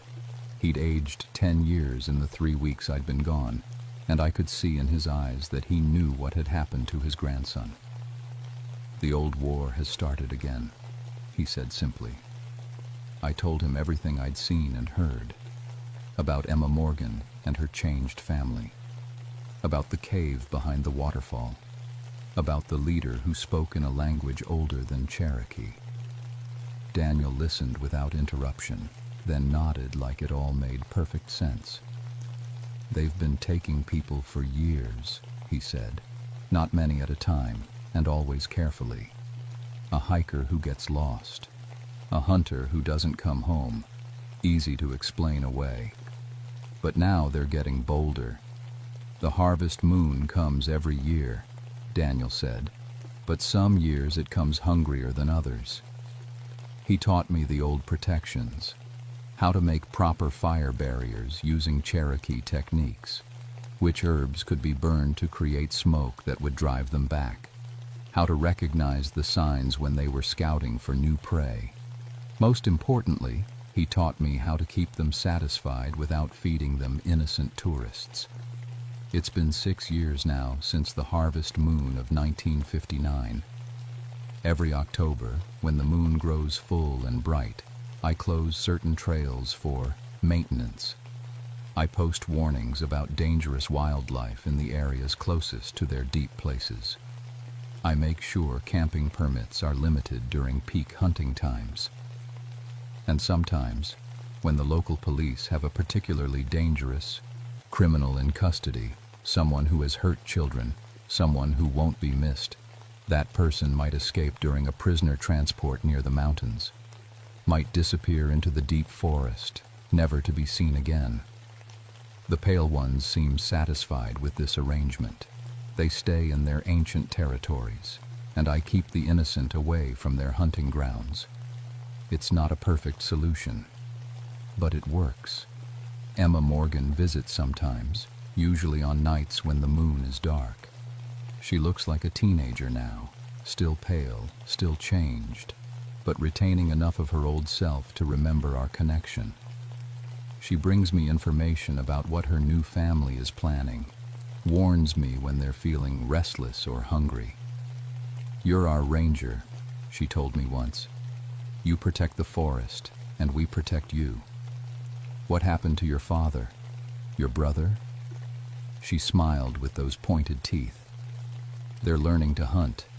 Dad's getting good at it. Tommy was always better at hiding." I don't ask for details. The Cherokee Nation has quietly marked certain areas as sacred ground, off limits to tribal members during specific times of the year. They don't explain why to outsiders, but the elders understand. Some wars don't end with victory or defeat. Sometimes they just change form.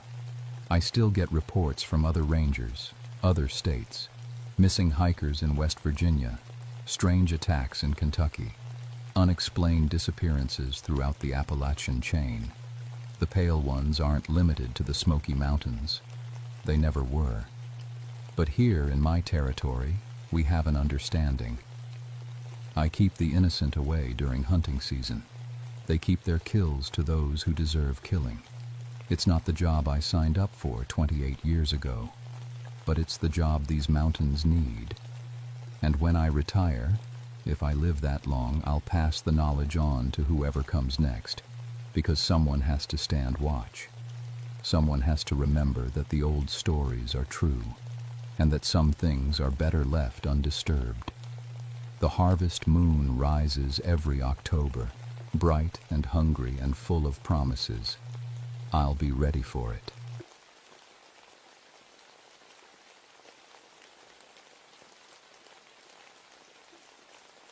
My name is Theodore Ashford, and I've been a ranger in Virginia's Jefferson National Forest for 14 years. People call me Ted. I'm 39 years old, divorced, and I have a teenage daughter named Sarah who means everything to me. Before this job, I was a military engineer. I know bridges, how to build them, fix them, and when they're about to fall down. I always believed the most dangerous thing about a bridge was bad construction or old age. Metal gets tired, stone cracks, wood rots. These are real problems you can see and fix. I never put much stock in the old stories the locals told about bridges having guardians or trolls demanding payment. That was just fairy tale stuff to keep kids from playing near dangerous water. I should have listened to those old stories. September 1976 was a wet month in the mountains.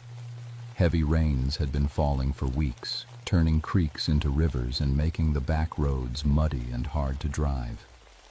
My area covers the Mount Rogers section, about 35 miles from the nearest real town. It's wild country up here, thick forests, deep valleys, and not many people. There's this old stone bridge way back in the mountains that crosses a gorge about 60 feet deep. The bridge has been there longer than anyone can remember. It's made of dark gray stone blocks fitted together so perfectly you can't slide a knife blade between them. No mortar that anyone can see. The thing is beautiful in an ancient way that makes you wonder who built it and how they got those massive stones up there without modern equipment. The locals call it different names. Stone Bridge, Old Bridge, Devil's Crossing. But the name that stuck was Bone Bridge, though nobody could tell me why. It's the only way across the gorge for 20 miles in either direction. Take it away, and people would have to drive 2 hours out of their way to get to town. I'd driven across that bridge hundreds of times in my 14 years as a ranger. Never gave it much thought. It was solid, well built, and showed no signs of stress or weakness. Perfect construction, really. Sometimes I'd stop and admire the stonework, wondering what kind of tools they used to cut blocks so precise.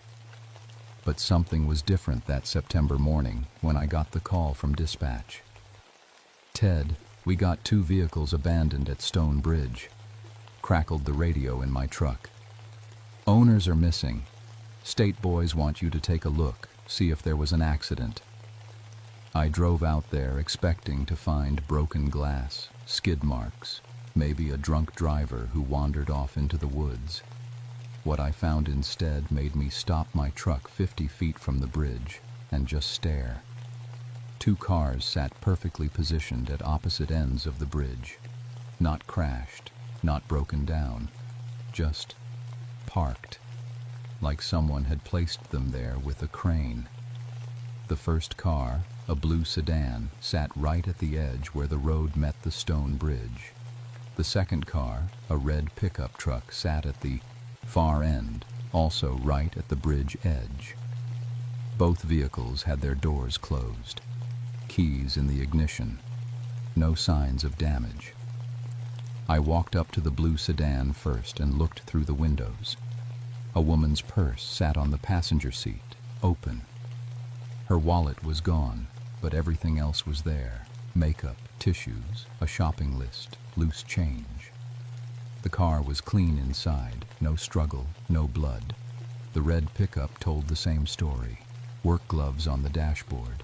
A thermos of coffee still warm. A man's jacket folded neatly on the seat, but no wallet, no driver. I called it in. "Dispatch, this is Ashford. Something's not right here. Both vehicles look like the owners just stepped out for a minute, but they're nowhere around. No accident signs, no mechanical problems. Just missing people and missing wallets." "Any tracks, Ted?" I looked around. The recent rain had left the ground soft, perfect for footprints, but there weren't any. Not heading into the woods, not along the road, nowhere. It was like two people had just vanished into thin air, taking only their wallets. That's when I noticed something else. Both cars were positioned exactly the same distance from the bridge, maybe 3 feet from where the asphalt ended and the old stone began, like they had been measuring. I walked onto the bridge itself, looking for clues. The stone was dry despite all the rain we'd been having. Not just damp dry, but completely dry, like it had been covered. But there was no roof, no trees hanging over it, just open sky. Halfway across, I stopped and looked down into the gorge. The river below was running high from all the rain, rushing and foaming over the rocks 60 feet down. The sound should have been loud, but something was wrong with the acoustics. The water sounded different, deeper, like it was coming from much farther away. I pulled out my radio to call for backup, but all I got was static. Dead silence. I walked back toward my truck, and the radio came to life again. "Ted, you there?" "Yeah, I'm here." Radio cut out for a minute. I spent the rest of that day searching the area with 2 state troopers who drove out to help. We found nothing. No footprints, no disturbed vegetation, no signs anyone had ever been there except for those 2 perfectly positioned cars. But as we were getting ready to call it a day, one of the troopers made a discovery that changed everything. "Hey Ted, come look at this." He was kneeling next to the bridge, examining the stonework close up. "See these dark spots in the rock?" I knelt down beside him. What I had always assumed were natural variations in the stone color weren't natural at all. They were objects embedded in the mortar between blocks. Old objects. A tarnished coin. A piece of jewelry. Something that might have been a tooth. "How long you figure this bridge has been here, Ted?" I stood up and brushed the dirt off my knees. "Long time. Before my time, that's for sure." But looking at those embedded objects, I was starting to think it might be longer than anyone imagined. And as the sun set behind the mountains, casting long shadows across the bridge, I could have sworn I saw something move in the darkness beneath the stone arch. Something big. The next morning brought more missing persons. "Ted, we got another one." Dispatch called at sunrise. "Family of 4 didn't make it home last night. Last seen heading toward Stone Bridge around dinner time." I was already in my truck, coffee still hot in my thermos.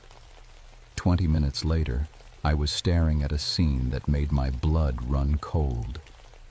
A station wagon sat at the bridge approach, positioned exactly like the other 2 vehicles, 3 feet from where the asphalt met stone. Doors closed, keys in ignition. But this time, there were signs of life interrupted. The back seat held 2 child car seats, both empty but with toys still scattered around them. A baby bottle sat in the cup holder, milk still fresh. On the front seat, a map was spread out with a route marked in red ink, leading home to a town 40 miles east. "Jesus," I whispered, looking at those empty car seats. I called in every available officer in 3 counties. By noon, we had 20 people searching the woods around the bridge. Dogs, helicopters, volunteers, everyone looking for a family that had simply vanished. But it was Martha Caldwell who gave me the first real clue about what we were dealing with. Martha was the local historian, a thin woman in her 70s who knew every story and legend in these mountains. She drove out to the bridge in her old Buick and found me standing by the station wagon, trying to make sense of it all. "Ted, you need to know something about this bridge," she said, her voice shaking. "I've been researching it since the first cars showed up yesterday. This isn't the first time people have disappeared here." She handed me a thick folder full of old newspaper clippings and handwritten notes. 1962, traveling salesman found dead at bottom of gorge, wallet missing. 1954, young couple never made it home from a dance, car found at bridge. 1943, mail carrier disappeared, truck abandoned here. Goes back to the 1800s, Ted. Always the same pattern. I flipped through the papers. She was right.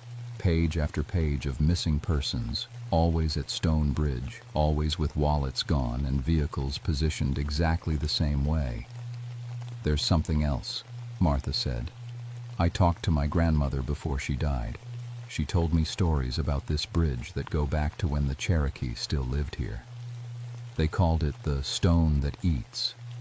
Said there was something living under it that demanded payment from anyone who wanted to cross. Payment, tribute, gifts, sometimes. She paused, looking at those empty car seats. Sometimes people. That afternoon, while the search continued, I decided to examine the bridge more carefully. Brought my toolkit and a measuring tape, thinking like an engineer instead of a cop. Maybe there were structural problems causing accidents that looked like disappearances. I started underneath, rappelling down into the gorge to check the foundation. What I found there made me question everything I knew about construction. The bridge wasn't built on bedrock like any sensible engineer would do. It was built on nothing. The supports just ended in midair, somehow holding up tons of stone with no visible foundation. But that wasn't the strangest part. The strangest part was the bones. Hundreds of them, scattered on the rocks at the bottom of the gorge. Animal bones mostly, deer, bear, smaller creatures. But mixed in were things that looked human. A rib cage, a skull with the top caved in, all old, bleached white by years of weather. I climbed back up and called Martha on my radio. Martha, you said the Cherokee had stories about this place. What exactly did they say lived here? They called it the Stone Keeper.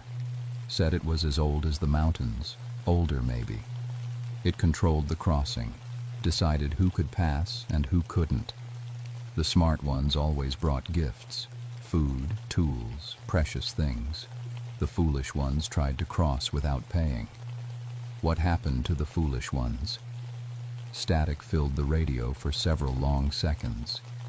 Then Martha's voice came back, quieter now. They fed the stones, Ted. Made the bridge stronger. As evening approached, I sent the other searchers home. I wanted to spend the night at the bridge, see if I could figure out what was happening to these people. I parked my truck at a safe distance and settled in with a thermos of coffee and binoculars. For hours, nothing happened. Just the sound of rushing water from the gorge below and the wind through the trees. Then, around midnight, everything went quiet. The wind stopped. The water stopped. Even the insects stopped chirping.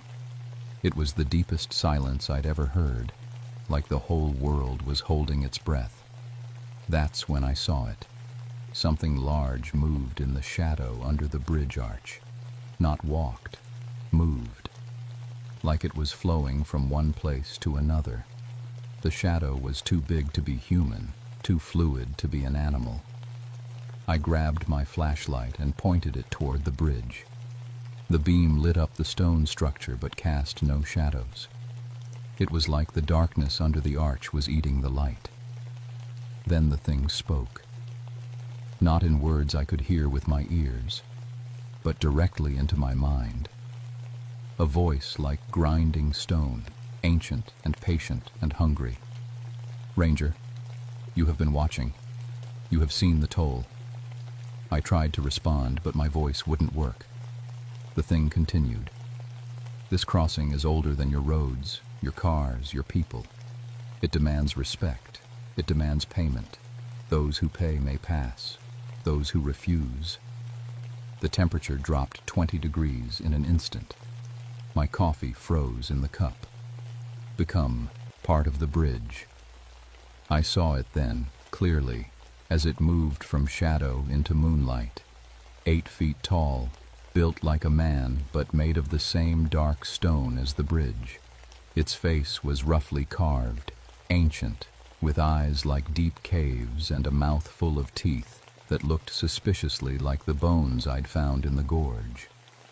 It raised one massive arm and pointed at me. "You understand now. Your people have forgotten the old ways. They take without giving. They cross without asking permission. This cannot continue." "What do you want?" I finally managed to whisper. "Respect. Payment." The old compact honored. It stepped fully onto the bridge now, each footstep making the stone ring like a bell. "Or I will teach them why the crossing was feared." Then it was gone. Not walked away, just gone, like it had never been there. The temperature returned to normal.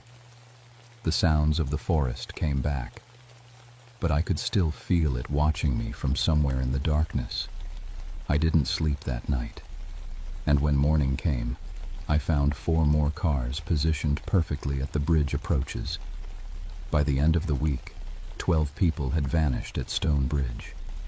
The state police wanted to close the bridge entirely, but the highway department said it would take months to build a detour. People needed to get to town for supplies, medical care, work. They couldn't drive 2 hours out of their way every time, so they stationed a patrol car at each end of the bridge, 24 hours a day. Officers were told to check every vehicle, make sure drivers had proper identification and valid reasons for crossing. It didn't help. The first patrol officer disappeared on Thursday night. Officer Jim Bradley, 15-year veteran, found at dawn sitting in his patrol car in perfect condition. Engine running, radio working, coffee still warm in his thermos. But Jim was gone, along with his wallet and badge. The second officer vanished Friday evening. Same story. Car undisturbed, personal items missing, no trace of struggle. That's when I realized the stonekeeper wasn't just taking random people. It was escalating, making a point. First travelers, then families, now law enforcement. It was showing us that our normal rules and protections meant nothing here. I called Martha Caldwell and asked her to meet me at the county library. We needed to research everything we could find about the bridge, the Cherokee legends, and anything else that might tell us what we were dealing with.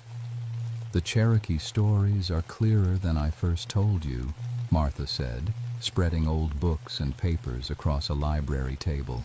"The stonekeeper wasn't originally evil.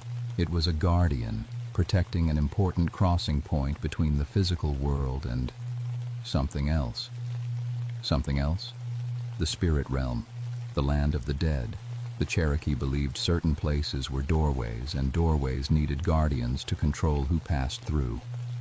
She showed me a hand-drawn map from the 1800s. This gorge was one of those places. The bridge was built to honor the guardian, to show respect. So what changed? White settlers. They didn't know the stories, didn't follow the traditions. They just saw a convenient bridge and started using it without paying proper tribute. Over time, the guardian got angry. She pulled out a journal from 1834, written by a missionary who had lived with the Cherokee. Listen to this. "The Indians will not cross the stone bridge without first leaving an offering. Food, tools, or precious objects placed in the gaps between the stones. When asked why, they speak of an ancient compact with the stonekeeper who guards the crossing. They say the white man's ignorance will bring terrible consequences. Consequences like people disappearing. Worse." Martha's hands shook as she turned the pages. "According to the legends, if the tribute stops flowing, the stonekeeper has the right to collect what's owed, with interest." That night, I did something stupid. I went back to the bridge alone, carrying a bag full of offerings, food, tools, some old jewelry my ex-wife had left behind. I figured if the thing wanted tribute, I'd give it tribute. But when I got there, I found I wasn't alone. A school bus sat at the bridge approach, emergency lights flashing. 23 kids from the local elementary school, coming back from a field trip to a museum in the next county. Their normal route home took them right across Stone Bridge. Mrs. Henderson, the teacher, was standing next to the bus looking confused and scared. "Mr. Ashford, thank goodness. My bus won't start, and my radio's dead. The children are getting frightened." I looked at the bus. It was positioned exactly 3 feet from the bridge, just like all the other vehicles. The engine was running fine, but Mrs. Henderson couldn't seem to make it move forward. "How long have you been here?" "About 10 minutes. As soon as we stopped, everything went quiet. No birds, no wind, nothing. And it's getting cold." She was right. The temperature was dropping fast, and frost was forming on the bus windows despite the September warmth. Through the glass, I could see 23 scared faces looking back at me. That's when the stonekeeper appeared. It rose up from the bridge itself, like the stones were reshaping themselves into its massive form. 8 feet tall, carved from the same dark rock, with those terrible cave-like eyes fixed on the bus full of children. "Ranger," its voice ground through my mind, "you brought offerings. Good. But the debt is larger now. Years of crossing without payment. Years of disrespect. The tribute must match the insult." "Take the offerings," I said, holding up my bag. "Take whatever you want. But let the children pass." Children. It considered this, tilting its massive stone head. Young ones learn respect better than old ones. Perhaps they should stay, learn the old ways, become part of the bridge. No. I stepped between the stonekeeper and the bus. "Take me instead. I'm the ranger here. It's my responsibility." The thing laughed, a sound like boulders crashing down a mountainside. "You cannot pay a debt of hundreds with the life of one." "But..." It paused, those terrible eyes studying me. "You have a daughter. She crosses this bridge twice a week, going to school in town. Very precious to you, yes?" My blood turned to ice. "Leave Sarah out of this." "All debts are paid, Ranger. One way or another. You have 3 days to decide. Tribute enough to satisfy years of insult, or I will collect what's owed from those you love most." The stonekeeper began to sink back into the bridge. As it disappeared, the bus engine coughed to life. Mrs. Henderson was able to drive across, taking the children to safety. But I knew this wasn't over. The thing had made its ultimatum clear. Pay up, or watch my daughter become part of its collection. I had 3 days to figure out how to kill something made of stone that had been alive since before my ancestors crossed the ocean. 3 days to save my daughter from a debt I didn't even know I owed. I spent the weekend researching everything I could find about the stonekeeper, the bridge, and the Cherokee traditions that had kept people safe for generations. Martha Caldwell helped, bringing me old books and stories she'd collected over the years. The answer, when I found it, was both simple and terrifying. The Cherokee didn't fight the stonekeeper, Martha explained as we sat in her kitchen Sunday night, surrounded by papers and books. They worked with it. The tribute wasn't punishment, it was partnership. They gave offerings, and the stonekeeper maintained the crossing, kept it safe and strong. So what happens if I just give it what it wants? That's the problem, Ted. After all these years of disrespect, of people taking without giving, the debt is too big for normal tribute. It wants a life, a meaningful life, someone connected to the bridge, responsible for it. Me, or someone you love. It's not cruel, Ted, just ancient. It thinks in terms of balance. Hundreds of crossings without payment, balanced by one significant life. Monday morning, Sarah called me from school. "Dad, I'm staying late for drama practice. Can you pick me up at 6? I'll be at the usual place on the other side of the bridge." The usual place. Stone Bridge was the only route between our house and her school. She'd been crossing it twice a day for 3 years, never knowing she was racking up debt with every trip. I had 6 hours to come up with a solution. I tried everything I could think of. Called the state police about closing the bridge permanently. They said it would take months to get approval. Called the highway department about building an emergency detour. They said it would cost millions and take years. I even tried to find another way to Sarah's school, but the detour was 40 miles through winding mountain roads that would take 2 hours each way. Not practical for daily school trips. As 5 o'clock approached, I loaded my truck with everything of value I owned. Tools, hunting rifles, my grandfather's watch, Sarah's college fund in cash, everything. If the stone keeper wanted tribute, I'd give it tribute like it had never seen. But I had a feeling it wouldn't be enough. I reached the bridge at 5:45. Sarah's drama practice ended at 6, and she'd be waiting for me on the other side. The stone keeper was already there, standing in the center of the bridge like it had been waiting all day. "Ranger, you have come to pay. I have tribute." I held up my bags. Everything I own. Tools, money, weapons, things people have valued for generations. Take it all, but let my daughter cross safely. The stone keeper examined my offerings without moving, somehow seeing into the bags without opening them. Generous, but insufficient. This bridge has stood for 1,000 years. Your people have crossed it thousands of times without payment. One man's possessions cannot balance such debt. Then what do you want? A life freely given. A guardian to replace the guardian. Someone who understands the old compact and will enforce it. I felt the pieces clicking together in my mind. You want me to become like you, to stay here and collect tribute from crossers. Not become, replace. I have served long enough. I am tired, Ranger. I wish to rest. But the crossing must be guarded.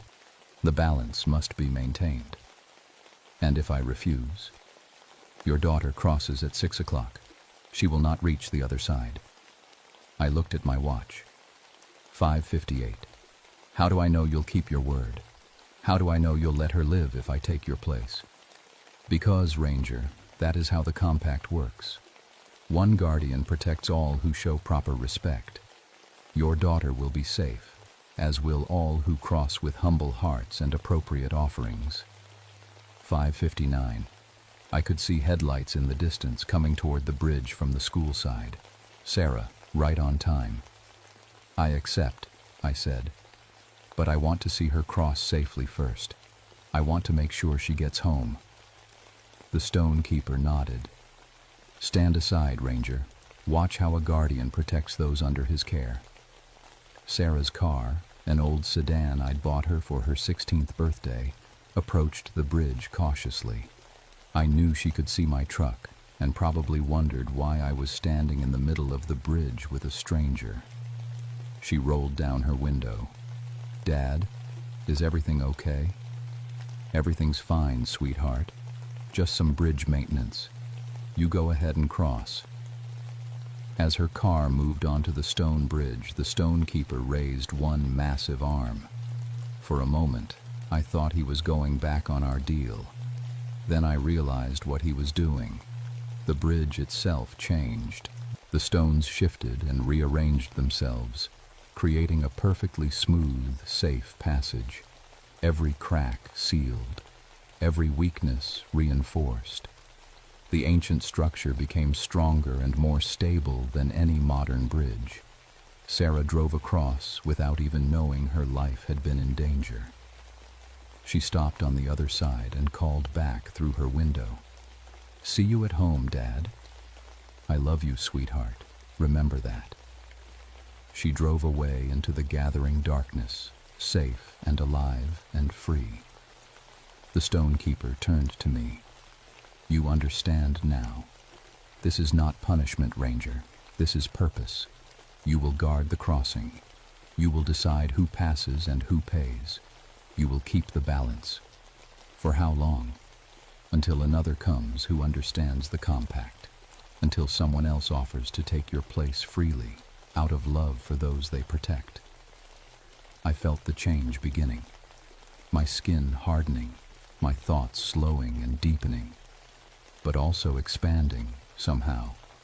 I could sense every animal in the forest, every drop of water in the river below, every traveler approaching on the mountain roads, and I could feel the rightness of it. This bridge was more than stone and mortar. It was a connection between worlds, a sacred trust.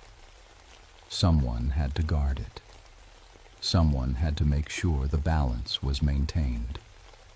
The official report said I died in a bridge collapse while conducting a structural inspection.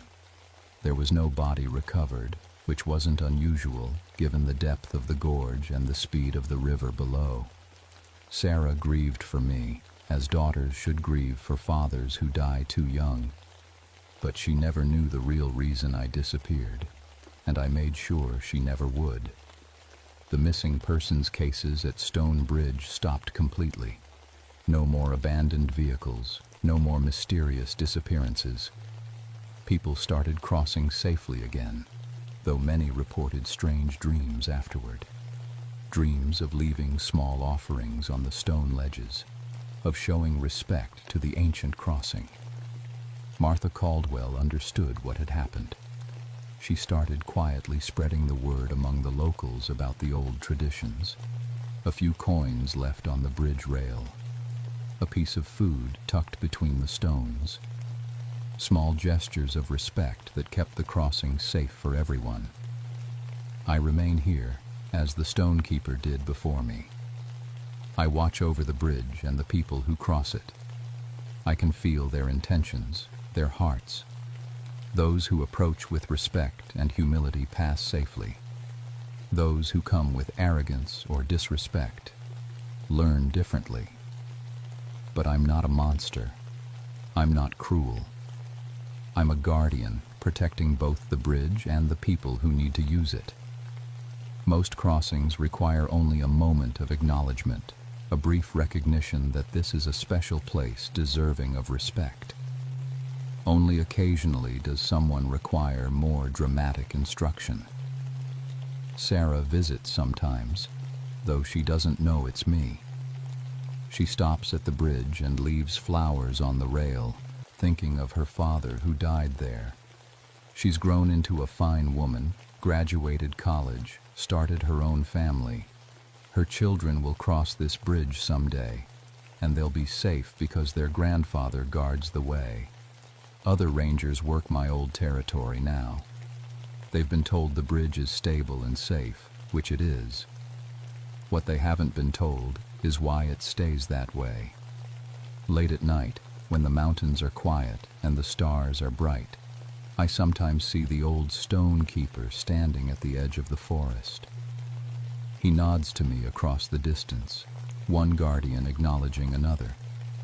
Then he fades back into the trees, finally free to rest after 1,000 years of service. The compact continues. The balance is maintained. The crossing remains safe for those who understand that some things in this world are bigger than themselves, older than their problems, and worthy of respect. And if you're ever driving through the Virginia mountains late at night, and you come to an old stone bridge crossing a deep gorge, remember this story. Stop for a moment.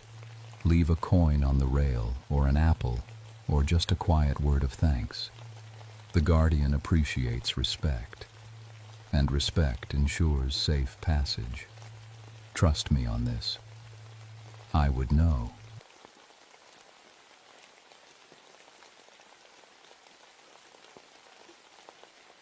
My name is Jonathan Bramblewood, and I've been a forest ranger for 17 years. People think that's a boring job, just walking around trees all day, checking on campers, maybe fighting the odd wildfire. But let me tell you something. After what happened to me in the Cherokee National Forest back in June of 1963, I learned that plants can be a lot more dangerous than any fire. I was 43 then, married to Sarah, who's a botanist like me. We had 2 adopted kids, Tommy and Lisa, both about 10 years old. I used to be a college professor before I took this ranger job. Loved teaching, but I wanted to be out in the woods more, studying the plants up close instead of just talking about them in a classroom. The Cherokee National Forest in Tennessee was my home territory. I knew every trail, every creek, every type of tree and flower. My specialty was the health of the forest, making sure diseases weren't spreading, checking if pollution was hurting anything, that sort of thing. I'd published papers about Appalachian plant communities. Folks respected my work. There was one area I knew better than anywhere else, a place the locals called Laurel Hell. Sounds scary, right? It's just what mountain people called the thick patches of mountain laurel and rhododendron that grow so dense you can barely walk through them. The branches tangle together like a green maze. Some spots you have to crawl on your hands and knees to get through the tunnels the plants make. I always thought the name was just colorful mountain talk. The Cherokee folks had stories about these places, said there were plant people living in the deepest parts, spirits that could talk through the rustling of leaves. Old wives' tales, I figured. I was a scientist. I believed in facts, not fairy stories. Green men were just folk explanations for people who spent too much time in the woods, I used to tell my students. No such thing as plant spirits. Man, was I wrong. It started in early June, right after a weird late freeze that killed a bunch of vegetation. You don't usually get killing frost that late in the year, but 1963 was strange. The cold snap wiped out plants all over the forest. Leaves turned black, flowers died. Whole hillsides looked like they'd been burned. But here's the thing. Some areas in the Laurel Hell didn't seem affected at all. In fact, they looked greener and thicker than ever. That got my attention. As a scientist, I needed to understand why some plants survived when others died. I put together a small research team. Me, 2 graduate students from the university, and Dr. Mary Sequoia, a Cherokee woman who knew more about local plants than anybody. Mary was special. She understood both the scientific side and the traditional knowledge her people had kept alive for hundreds of years. "Jonathan," she said when I showed her the maps of the unaffected areas, "my grandmother always said those particular spots were protected." Protected by what? She just shook her head. Old stories. Probably nothing. But Mary looked worried, and she wasn't someone who worried over nothing. We planned to start our research on a Monday morning. The weather was perfect, sunny, warm, with just enough breeze to keep the bugs away. I felt good that day, excited even. I thought we might discover something new about plant biology, maybe figure out what made some vegetation tougher than others. I had no idea we were about to discover that some plants aren't just tough, they're awake. The first weird thing happened before we even got deep into the Laurel Hell. We were setting up our base camp at the edge of the thick growth when I noticed something odd about the trails. "Did you guys move any of these branches?" I asked the graduate students, Jim and Carol. They looked where I was pointing. There was a clear path through the laurel that I'd never seen before, and I knew this area like the back of my hand. "We haven't touched anything yet," Jim said. "Maybe other hikers cleared it?" "No hikers come through here," I said. "It's too thick. That's why we call it hell." Mary walked over and stared at the new path. Her face went pale. "This goes straight toward the heart of the protected area." "Protected by who?" Carol asked. "I thought this was all public forest." Mary didn't answer. She just kept staring at that path like it was a snake about to strike. We decided to follow it. The path was perfect, just wide enough for one person, with branches bent back in exactly the right way to let us walk upright. It was like someone had spent hours carefully arranging each twig and leaf. But who would do that? And why? As we walked deeper, I started noticing other strange things. The air felt different, thicker somehow, and quiet, too quiet. In a healthy forest, you hear birds, insects, small animals moving around. Here, nothing, just the sound of our footsteps on the soft ground. "Professor Bramblewood," Carol whispered, "look at this."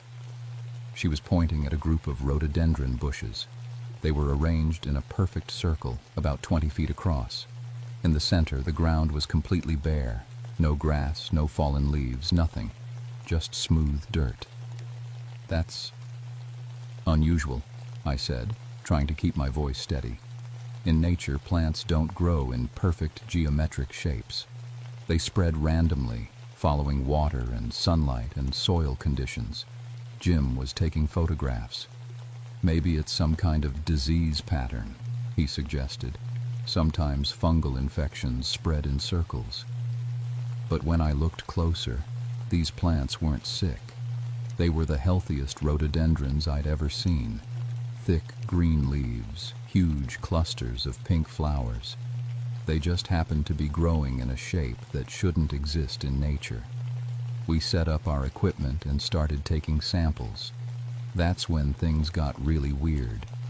Every time I tried to collect a leaf or piece of bark, my hands started tingling.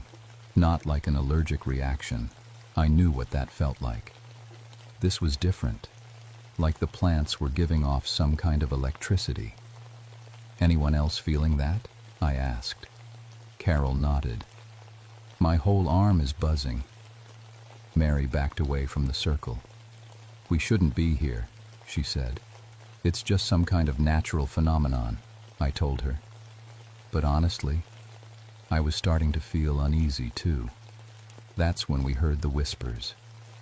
At first, I thought it was just wind in the leaves.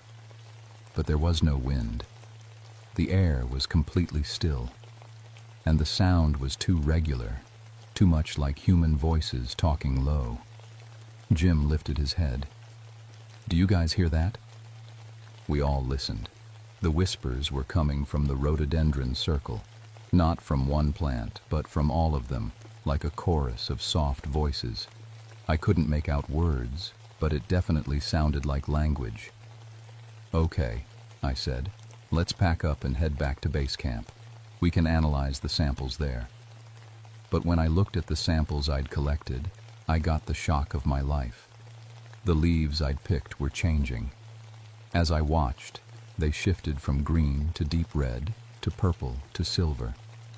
The colors flowed through them like liquid.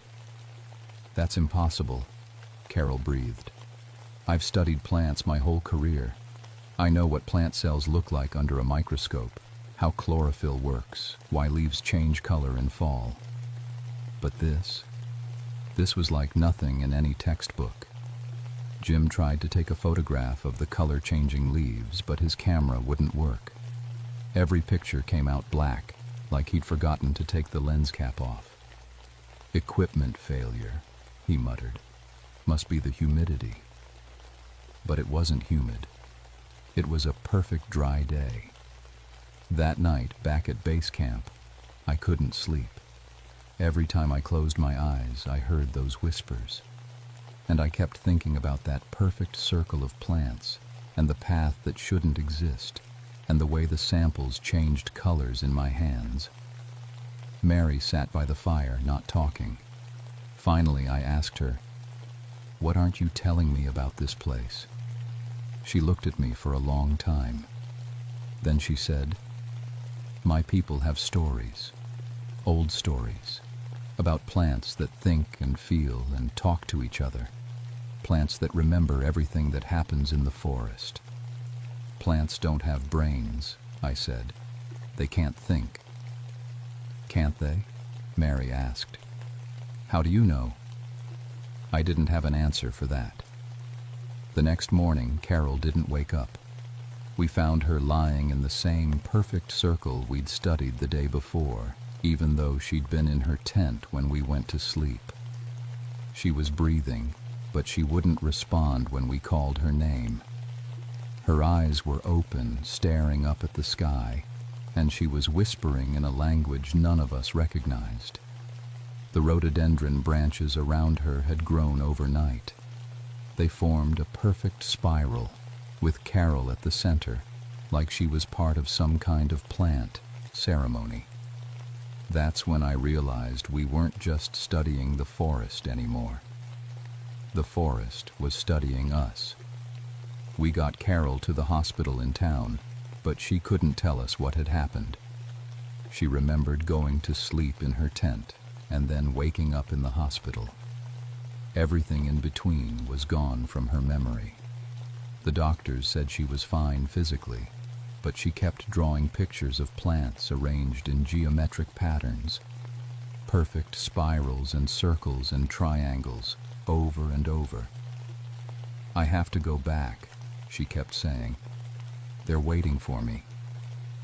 The doctors thought she was having some kind of breakdown, but I knew better. Something in that forest had touched her mind. I called the university and told them to send a replacement researcher, but in the meantime, I had to keep working.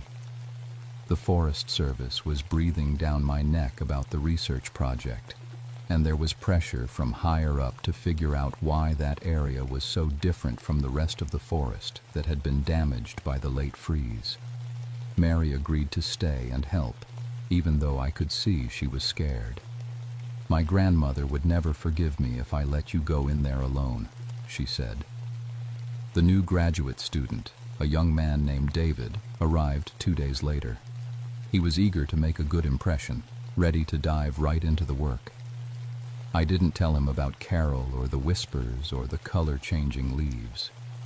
I figured he'd think I was crazy. We went back to the Laurel Hill that Thursday morning. The path was still there, but it had changed. Now there were 2 paths, the original one and a new one that branched off to the left. Both were perfectly maintained, like someone had spent all night clearing branches. Huh, David said. Local hiking club must be working on trail maintenance. I didn't bother to correct him. There was no hiking club. There were no other people out here. But I was beginning to suspect we weren't alone. We followed the new path this time. It led us deeper into the laurel hell than I'd ever been, to a place where the mountain laurel grew so thick it blocked out most of the sunlight. The air was green and dim, like being underwater, and that's where we saw them. At first, I thought they were just oddly shaped bushes, but as my eyes adjusted to the dim light, I realized I was looking at human figures made entirely of plants. They were about the size of people, with arms and legs and heads, but instead of flesh and bone, they were woven together from vines and branches and leaves. Professor, David whispered, are those sculptures? The plant figures were standing in a circle around a massive oak tree that had to be hundreds of years old. As we watched, they began to move. Slowly, like they were dancing, they walked around the tree. Their vine arms swayed, their leafy heads turned toward us. One of them, the tallest one, maybe 8 feet high, stepped out of the circle and came toward us. Mary grabbed my arm. We need to leave, now. But I couldn't move. I was too fascinated and too terrified at the same time. The plant figure stopped about 10 feet away from us and raised what looked like a hand made of twisted branches. It pointed at me, then at the ground. It wants us to stay, I said. No, Mary said firmly. It's warning us to leave. That's when David did something incredibly stupid. He stepped forward and reached out to touch the plant figure. The moment his hand made contact with the vines, The creature exploded into motion. Its branches wrapped around David like ropes, lifting him off the ground. He screamed, but the sound was cut off as more vines covered his mouth. I lunged forward to help him, but Mary yanked me back. "Don't. You'll make it worse." The plant figure held David suspended in the air for maybe 30 seconds. Then it gently set him down and backed away. David collapsed to his knees, gasping and shaking.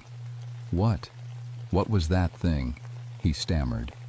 All around us, more plant figures were emerging from the thick vegetation. Dozens of them, all different sizes. Some were small, like children made of ferns and moss. Others were giants, 12 feet tall, with oak branches for bones and ivy for skin. They formed a circle around us, just like the rhododendrons had done. But they weren't threatening.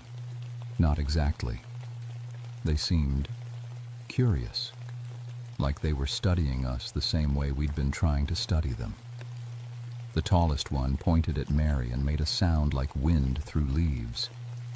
Mary said something back in Cherokee, her voice shaking. "What did you say?" I asked. "I told them we came in peace, that we mean no harm to the forest." The plant figure made another rustling sound. This time, somehow, I understood it.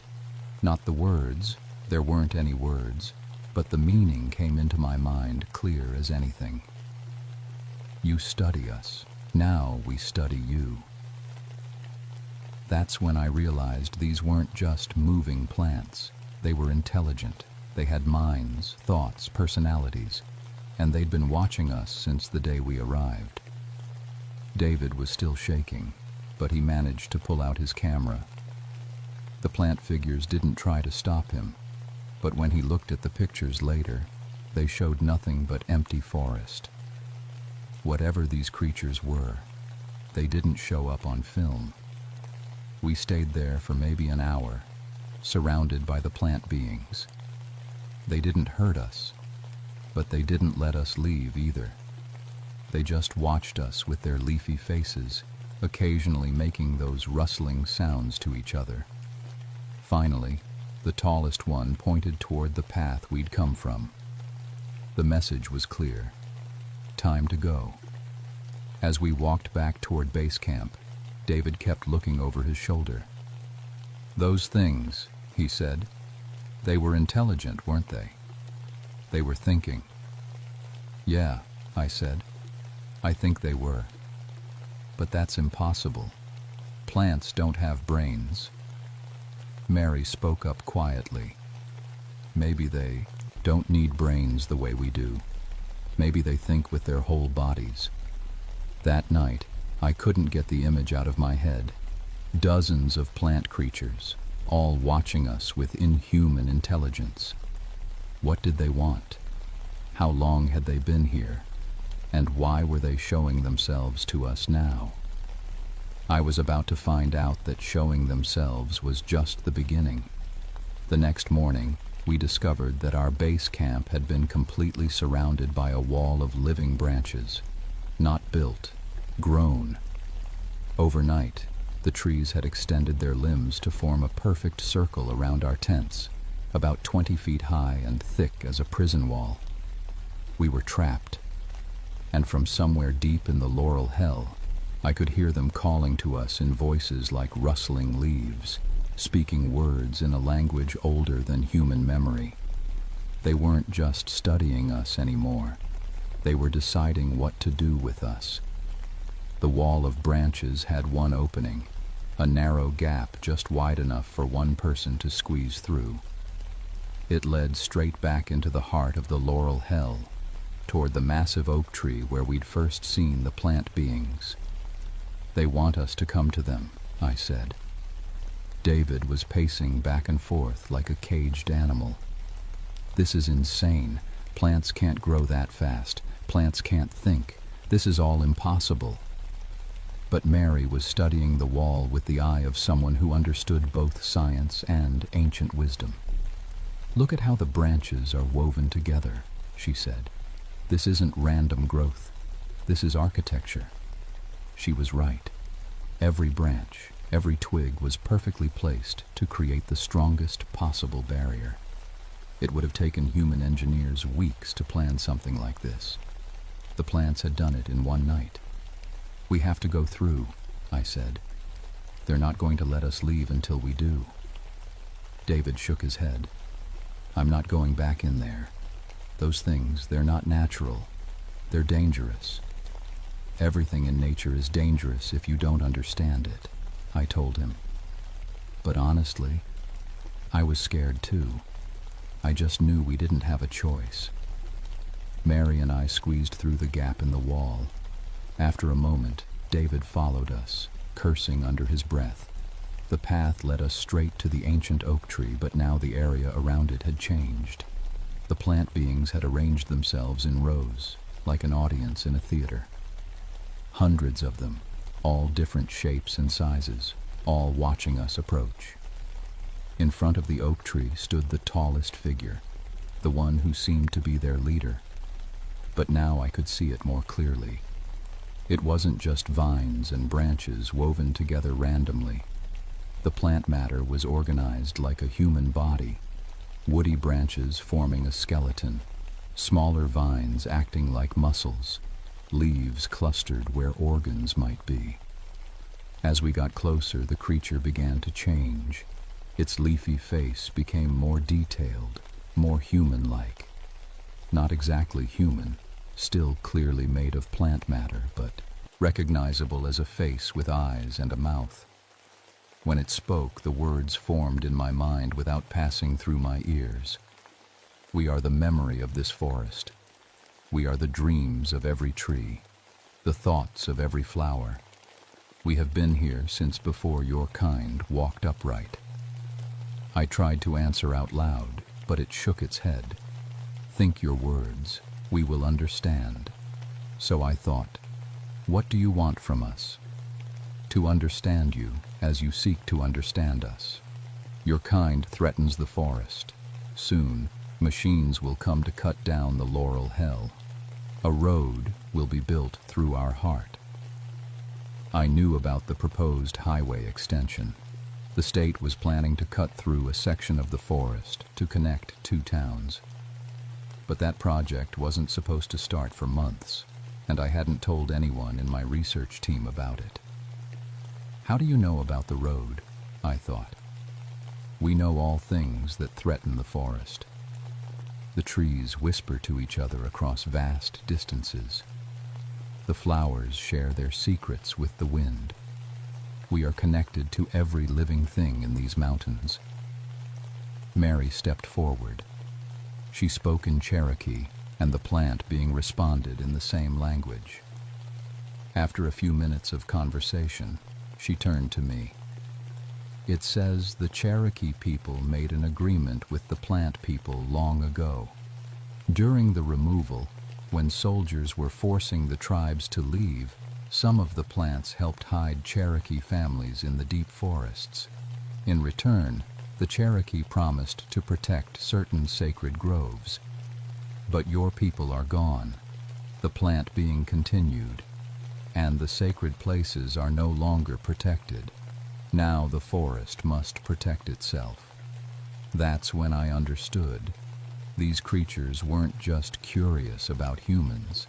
They were preparing for war.